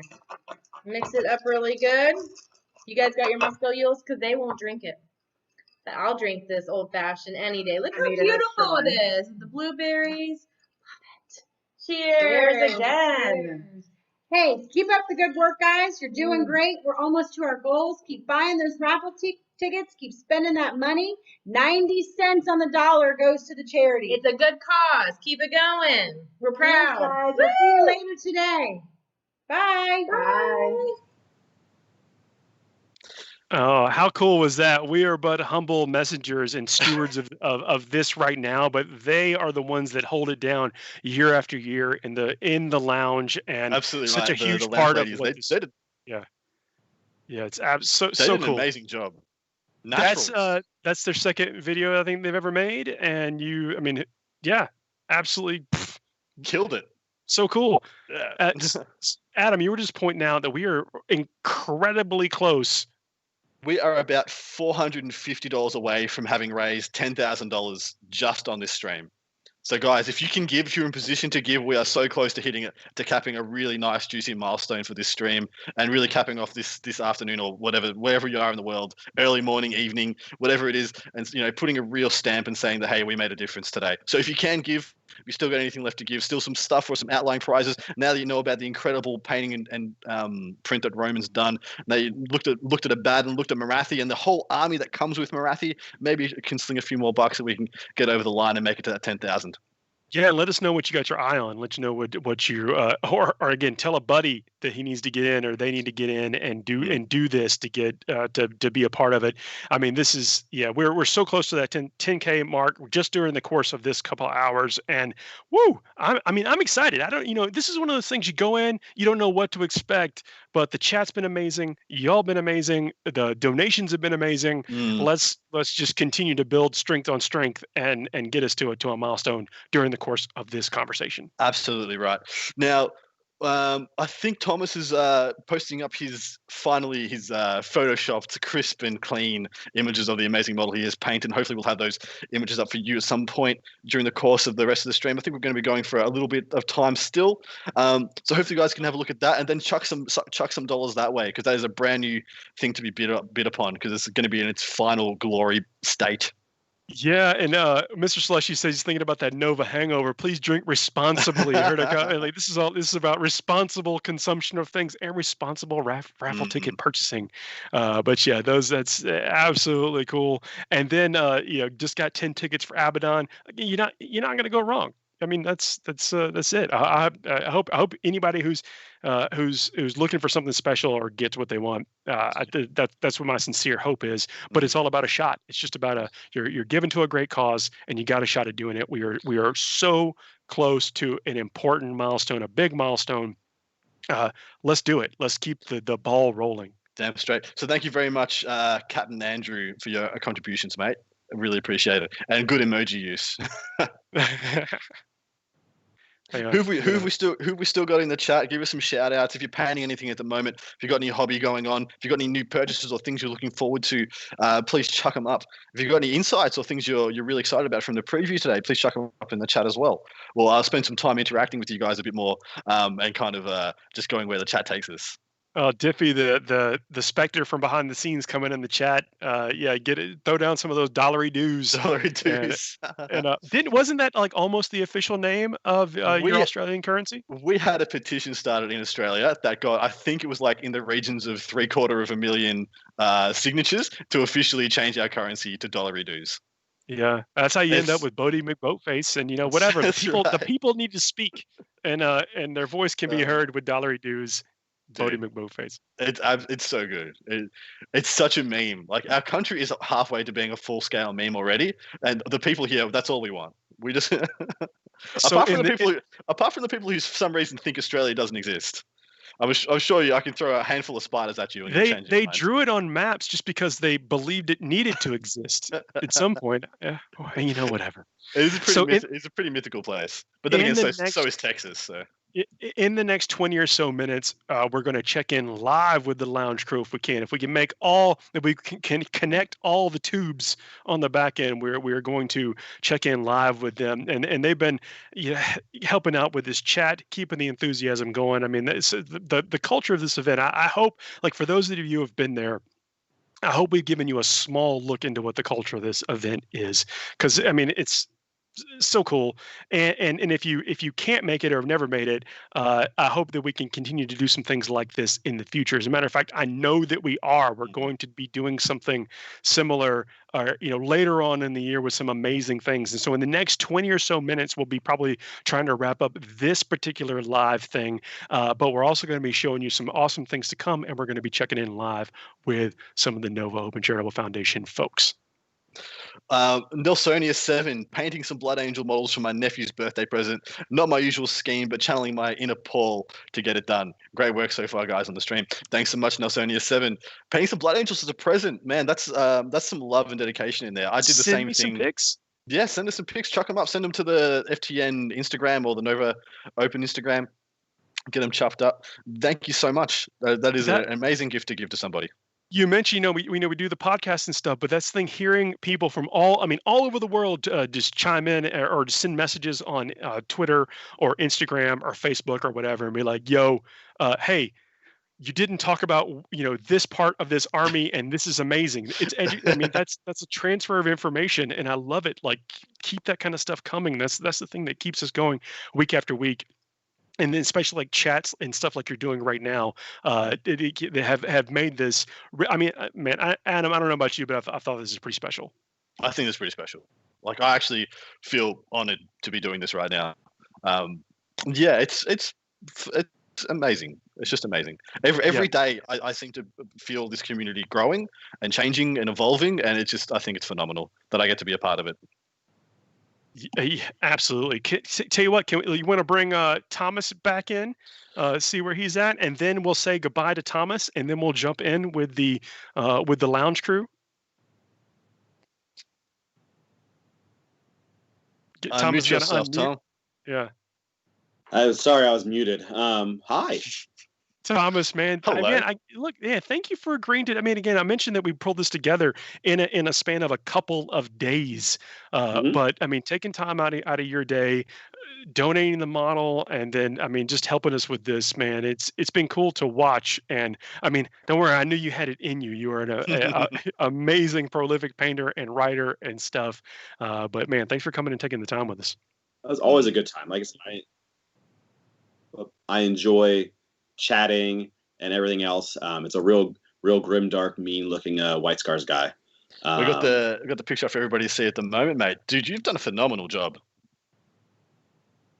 Yeah, not try to knock it out, get it knocked out. So now someone can have a bike captain, and I was saying the Burning Blade most likely if it's still in there. Yeah, well, I mean, at the worst case, it's a power sword, right? I mean, again, and we talk about the narrative, like you can use this for whatever you want. Like, I know I've actually had a catch-all captain model to where he's holding, the bike arms or whatever, but on his back he's got a storm shield and a thunder hammer, strapped to his back. I remember one guy used to play with one where he would ride his bike, and on the back of the bike was a bunch of lightning claws, and the way it was like they're on the back. Well, don't worry about it. I'll put it on when I need to. Yeah. which look Yeah. great. Only when it's business time. That's when. When it's business time, I'll put it on there. But I wanted to, big like this year was going to be the year I was going to actually get to go to Nova. Most of the time, Nova falls around my anniversary. I will be coming back to it next year for sure. I've been wanting to go forever, and I'm really glad to be a part of this because I wanted to be part of the Nova experience, and this is some way lets me get a chance to, and I will try my damnedest to be there next year. Yeah, well, I mean that's it. We're all looking forward to 2021. I mean that's really where we're at is being able to get out to these things, and the Nova specifically. I mean, what has been built? I mean, it's been going on for several years. I think this is the 11th year of Nova, possibly 12th. I know I've got the 10th edition Stein right up there. I'm supposed to show my shelf where I have things that are difficult to store, and the Stein is right there. So to begin to be welcome into this culture and to be a part of it, and Thomas, now you're part of this for us, and absolutely awesome. I mean, it's the ability to see friends. There's many people that I don't get to see, and that's the big thing on this is just getting a chance to see everyone. I miss everyone. There's, I got lucky that I was able to go LVO because I get to see you, Paul. I mean, how long have we known each other too? Is it about 10, 11 years? It feels like forever, but I mean that in a good way. Yeah, I mean, I've stayed at your house. I've come visited. We would chit chat. There's many people that I just miss.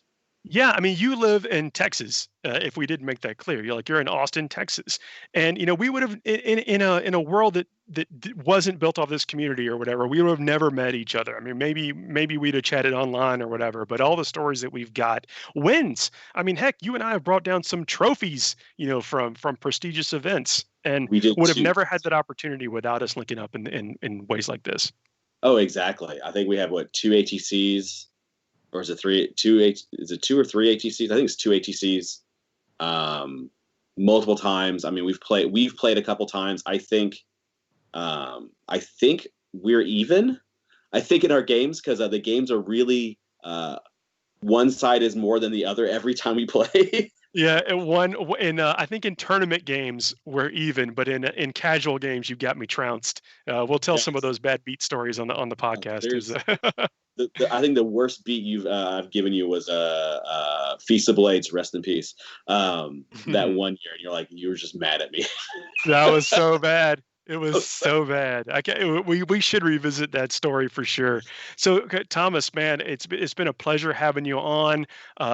Get your tickets in for that thing, the bike. You just saw the preview. The bikes are coming. The character models are going to be there. Yeah. You've seen the chaplain. Go ahead and get it if you you want it. If you can't use it now, you're going to be using it tomorrow. So, Thomas, thank you so much. Thank you so much for having me on. I really appreciate it. I think we're going to queue up. Yeah, I think. Oh, sorry. Go ahead, Adam. Awesome to meet you, Thomas. I think this is the first time I've actually spoke. So, yeah.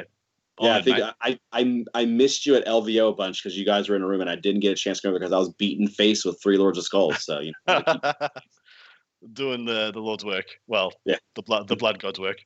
I think we've got one more video to show, and then we'll come in with the lounge crew. If we get all the tubes all connected up. Bye, guys, everyone. Thank you so much. No, mate. Thank you.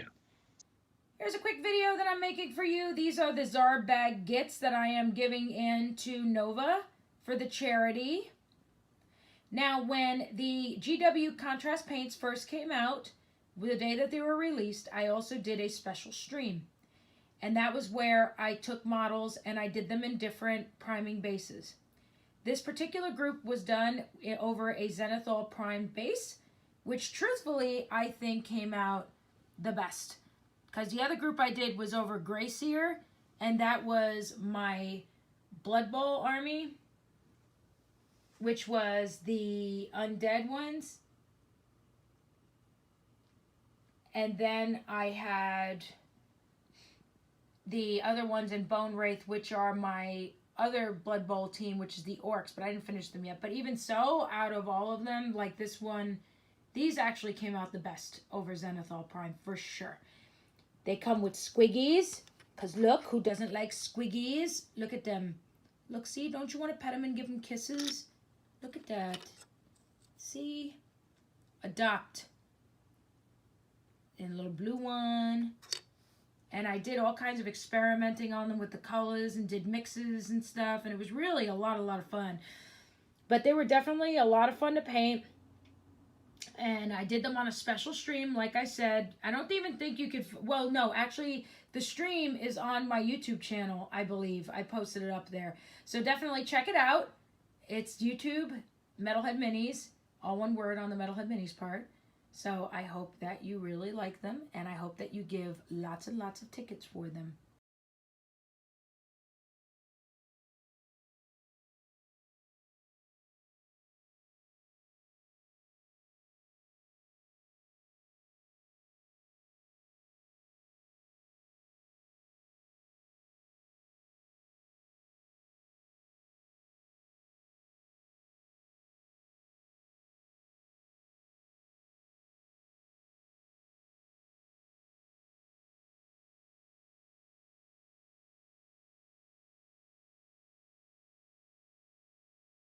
Crew. We miss seeing you guys this year for sure. Oh, and y'all been in the chat absolutely holding it down. Thank you very much for joining us. We've enjoyed chatting with everybody. You guys have been the absolute champions of this, and I love your work. Like, you guys on the videos are superb.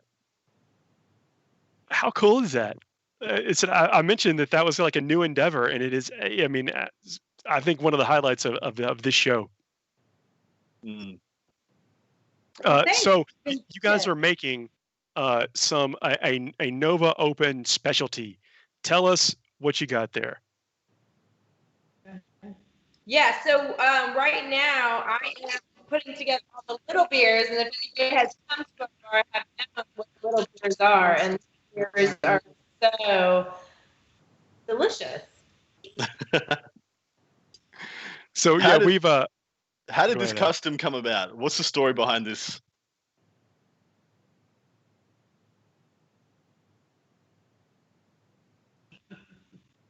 Nope. How did this custom come about of these tiny beers? You know, we saw the recipe somewhere down here in Florida and brought it up there as kind of just to try it out, and everybody loves them. And now it seems like it's become a tradition. So what's in it?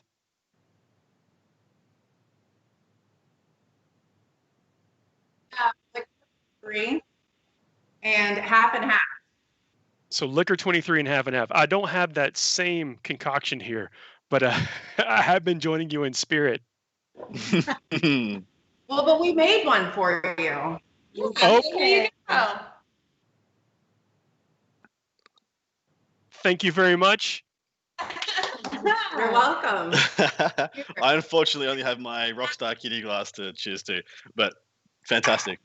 Absolutely delicious. So, okay, I mean, I do mean it. You guys have been in the chat and communicating with the folks, both new and old, that are now part of this experience, and it is absolutely awesome.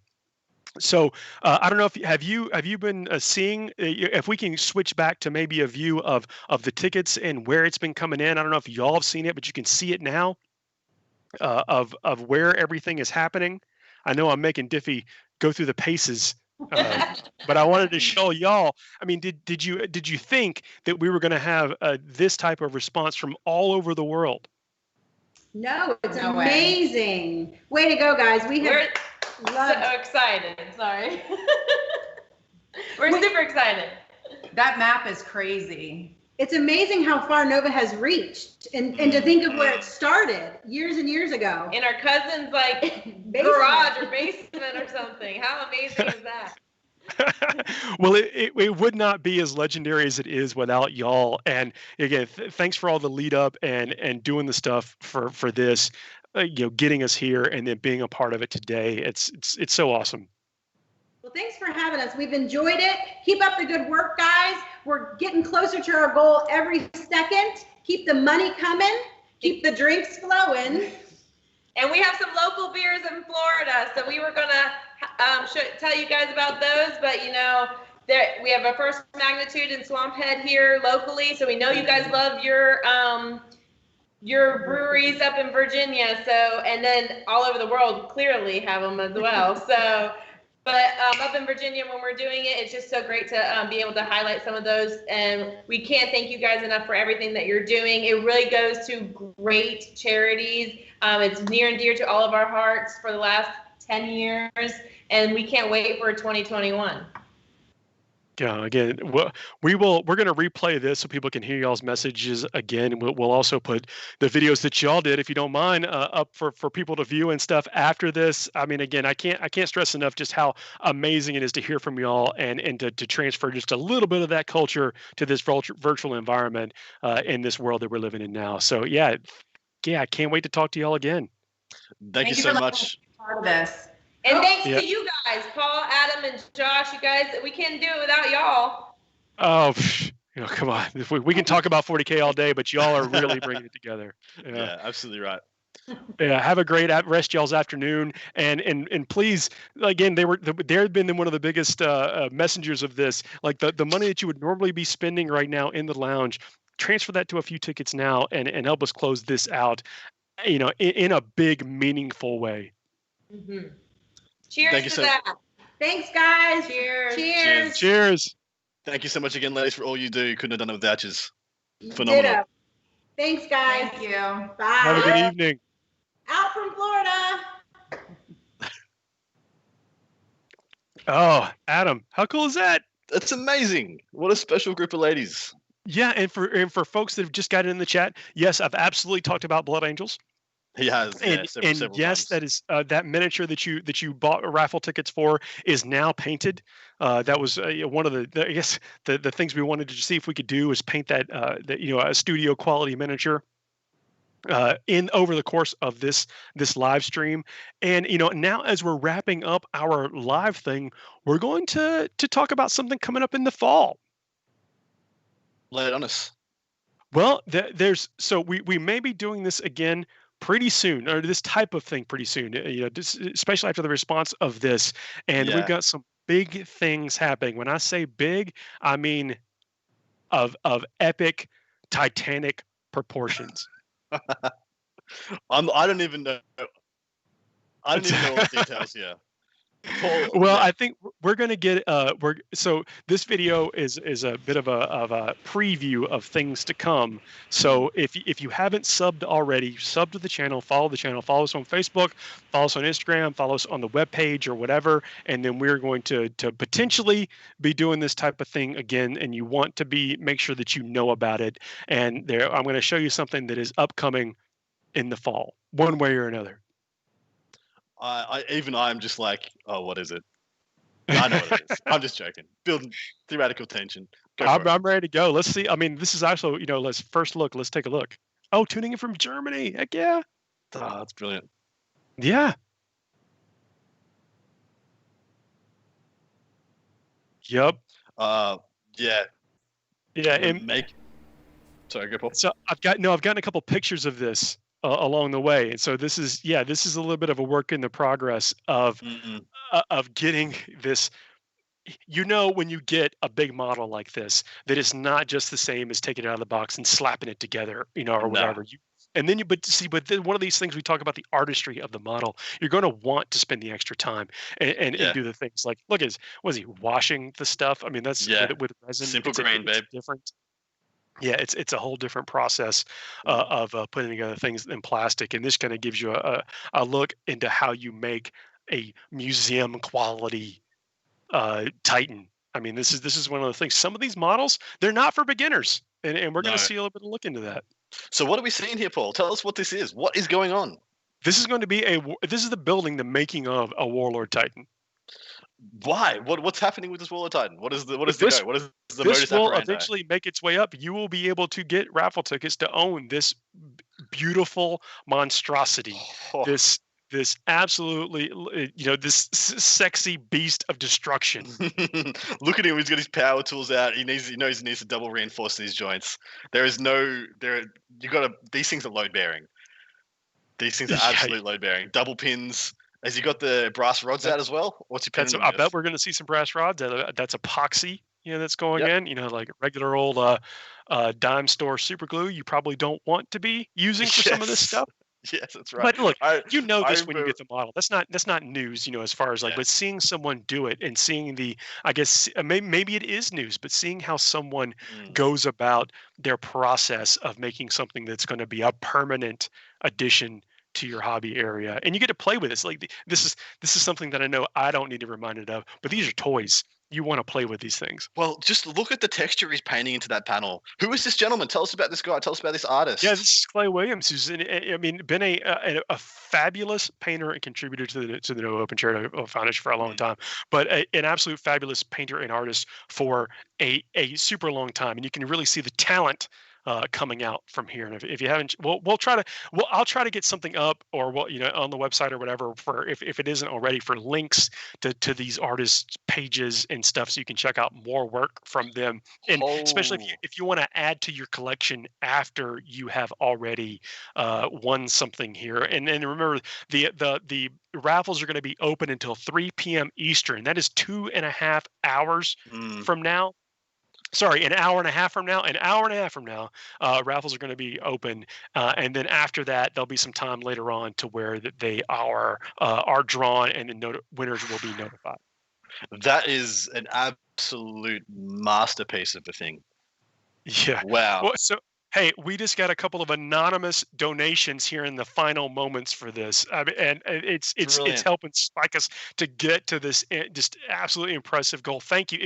If you are listening, a heartfelt thanks for this one big push that you're doing here in the final moments of our chat. And I think I can share the amount. And I got chills. I don't know if you can see it on the deck. $1,500. Wow. Just My came God. in. Yeah. Like, I mean, so look, not everyone has to give it that magnitude. I just wanted to mention it, that just the generosity and the kindness of folks coming in here in the final moments. I mean, whoo! I mean, I don't know. Is it time for no pants? I don't know. Maybe I'll keep the pants on if we keep the raffles coming. So our new total right now is 67,726. We opened today's I think we opened today's at 55,812. So that is $12,000 or thereabouts raised during this stream. That is incredibly great. That is phenomenally brilliant, guys. Thank you so much. That's guys. God, yeah, everyone listening, and if you're watching this in the replay, and you've got a little bit more time to dig in, you got to get to a spot to where you can do that. Thank you so much. But for this last push in these final moments here, like I'm overwhelmed. I'm absolutely overwhelmed. Me too. And thank you for that kindness and generosity, and thank you for everyone that's come and hung out with us this entire time. I mean, I know this is a different time zones. We're truly global, but I mean, for anyone who's taken time out of their Saturday or Sunday for you guys in Futureland, like this, I can't thank you enough. And I know I'm passing along the thanks from the Nova Open Charitable Foundation staff and board. Absolutely. So many people have come together to make this possible. So many people have given their time and their love. Paul and I being the least of them, essentially. And yeah, it's just what an effort and what a result. Yeah, this is, we can talk about this, but about 40K and stuff all day long, but we can't do what we're doing, raising money for charity, without y'all. And it means so much. Yeah, it means so. Yeah, I think that's a good. So Josh has just chucked in a really intelligent point. Maybe we should replay the board of directors video. I think that is a great idea. We'll switch over to that right now. Let's do that, and then maybe the organization video. We'll see. We'll see what we got time for. Yes, absolutely.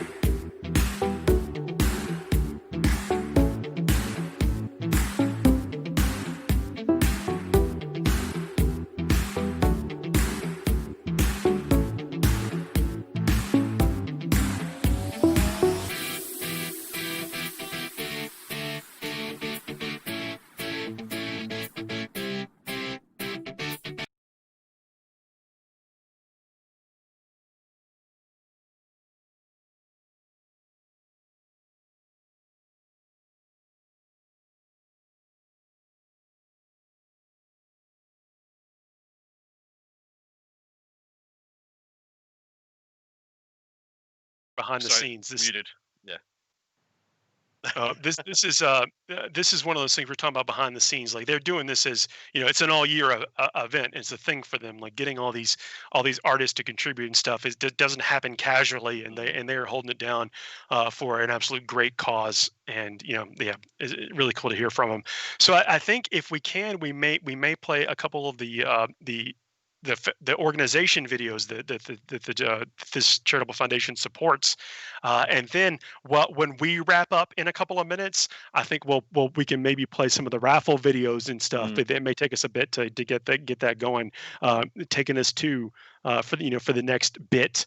While the raffle wraps up, and then I don't know what time, but soon people are going to know if they've won stuff.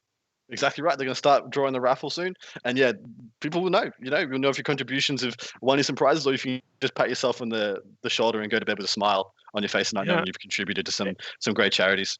And if I don't say it, thanks for our special guesting, because like some of these pre-recorded videos, like with Goobertown, and you're going to see a couple others coming up. We got some from some other factions and groups out there that have given us some recorded segments. Like they had to take time out of their day to do that, in addition to everything they've already done. So again, thanks to everyone that's contributed to this, and it took a village, and it seems like it's been a worthwhile endeavor. So I think we've got transitioning over to one of the vids now, and we'll see you on the other side.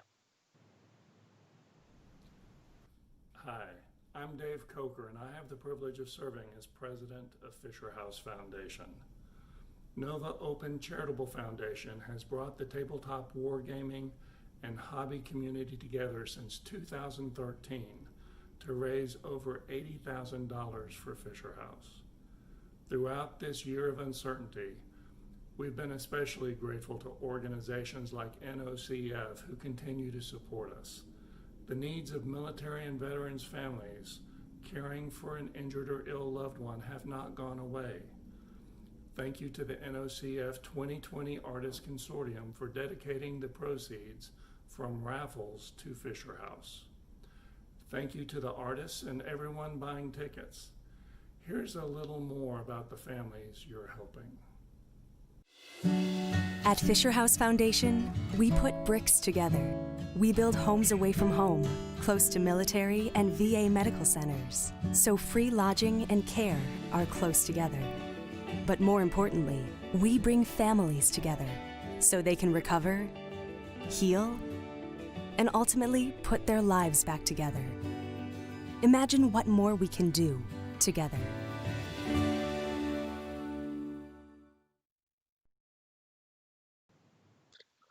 All right, there we had Fisher House. Those of you who don't know, I think they do some pretty special and incredible work, keeping families together during pretty hard times. What could be more important? Yeah, I think we're going to do it in rapid succession of playing those these charitable organization videos again, and then we'll wrap up our stream. But you can find some of the raffle videos, like videos of the miniatures, on the Nova Open Charitable Foundation website, and we'll kindly ask if they can post some of them on their Facebook page. So there's a Nova Open Charitable Foundation Facebook page, and check that out if you haven't already, and you'll see some of this, and maybe we can get the restream or the rebroadcast of this broadcast. It may overlap into where where the tickets are gone. So get those tickets in, now, so you don't miss your shot when it closes up at 3 p.m. Eastern time. I think we're going to hear from, is it BCRF now? Yep, jump over there. I love this one. This one hits me right in the guts. Enjoy.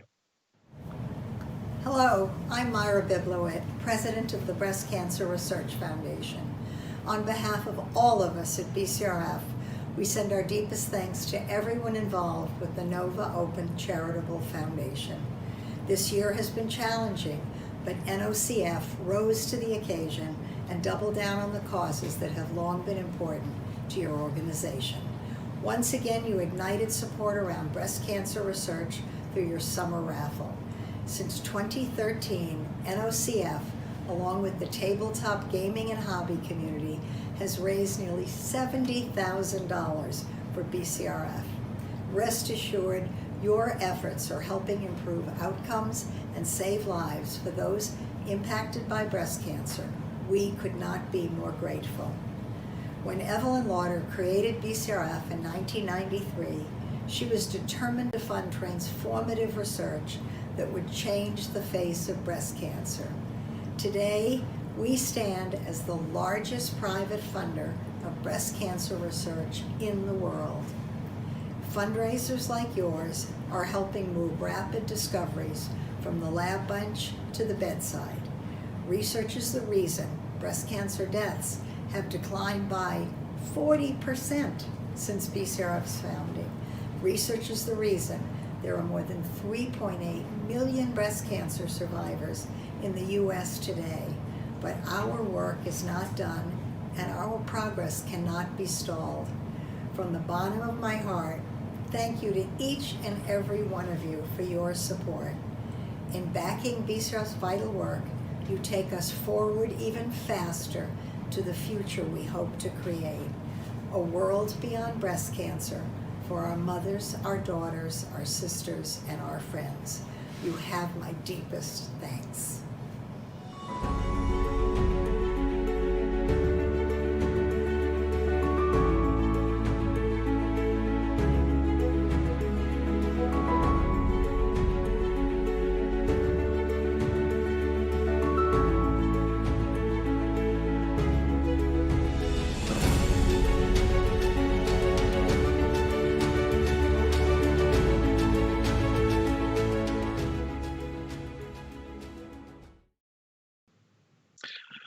And we're back.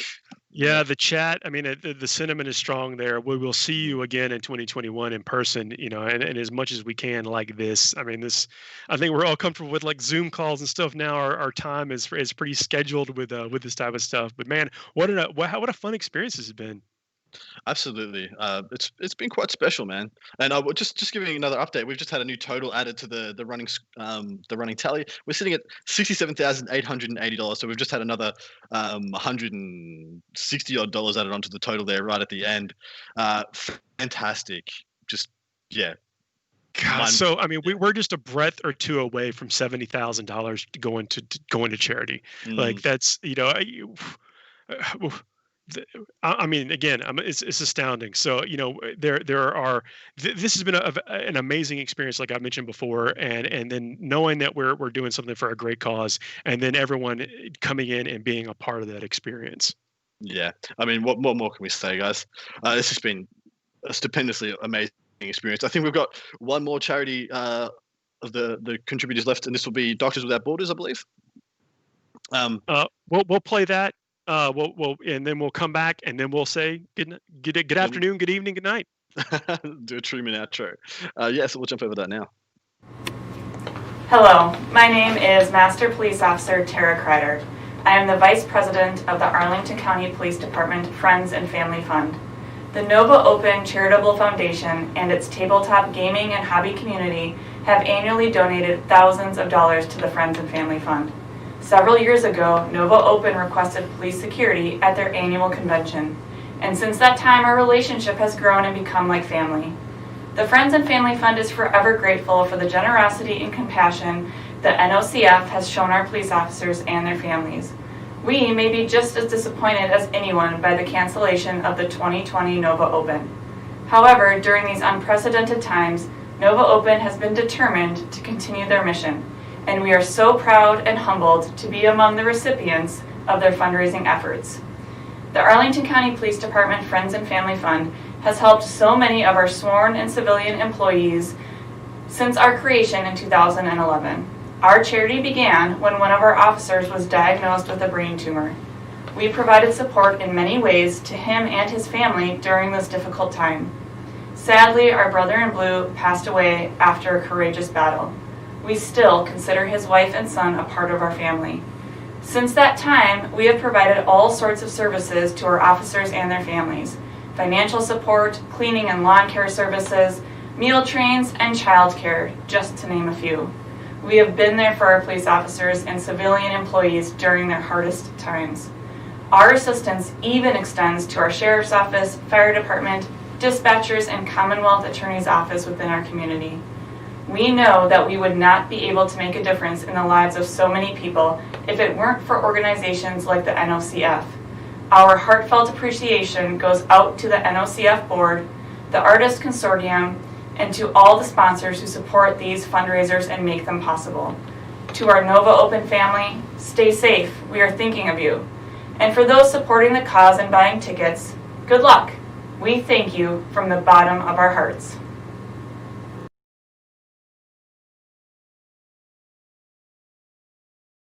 I know we're not supposed to pull back the curtain, but the wizard, Josh Diffie, is on the line with us. Hi guys. Those who don't know who Josh Diffie is, this is the gentleman, the brainchild of Down Under Pairings, and now one of the big movers and shakers. Audio. We need audio. Yeah, we're muted. So this is Josh Diffie, everybody. This is the guy who made all this possible, who's been pulling all the strings and essentially moving Paul and I like a marionette. Like I made a Wizard of Oz reference that got lost to no audio. You know, so I know we're not supposed to pull back the curtain. This is the horse of many colors. This is this this is Josh, the man, Josh Diffie. We just needed to shout him out because this wouldn't have been possible without him, and make sure he got his face out there and some recognition for his work, because he's I won't speak for Paul, but he's worked so much harder than I have. So, yeah. Oh, well, yeah. I know we made a big push, and thank you to the donations, both anonymous and with everyone contributing. Like, this is amazing. I mean, again, I cannot say how pleased I am with what we've done here. And look, I think based on this response, we're going to try to do this again in the fall, and I'm excited. I'm pumped now that I've seen that wall of Titan. How can I not be excited? Thing's incredible. Yeah, that's worth a couple of tickets to get in there. Well, I mean, my name's Paul Murphy. 68,000. Oh, looks like we just crossed over another milestone. Again, so my name's Paul Murphy. I'm, Adam. I'll let you guys and Josh say good night, say good evening, and we're going to be back soon. We Thanks will. for having me, Josh. Always a pleasure, gentlemen. Well, y'all have an amazing rest of y'all's day, and look for the replay on this stream if you missed some of the front part and just want to see who we had. I know there's a couple of videos that we didn't work into it that we're also going to put out in some way. So there's you've got a replay of this and some bonus content coming very soon. Love y'all. Yeah, see y'all. Have a great rest of y'all's evening. Be good to each other, guys. See you next That's time. it.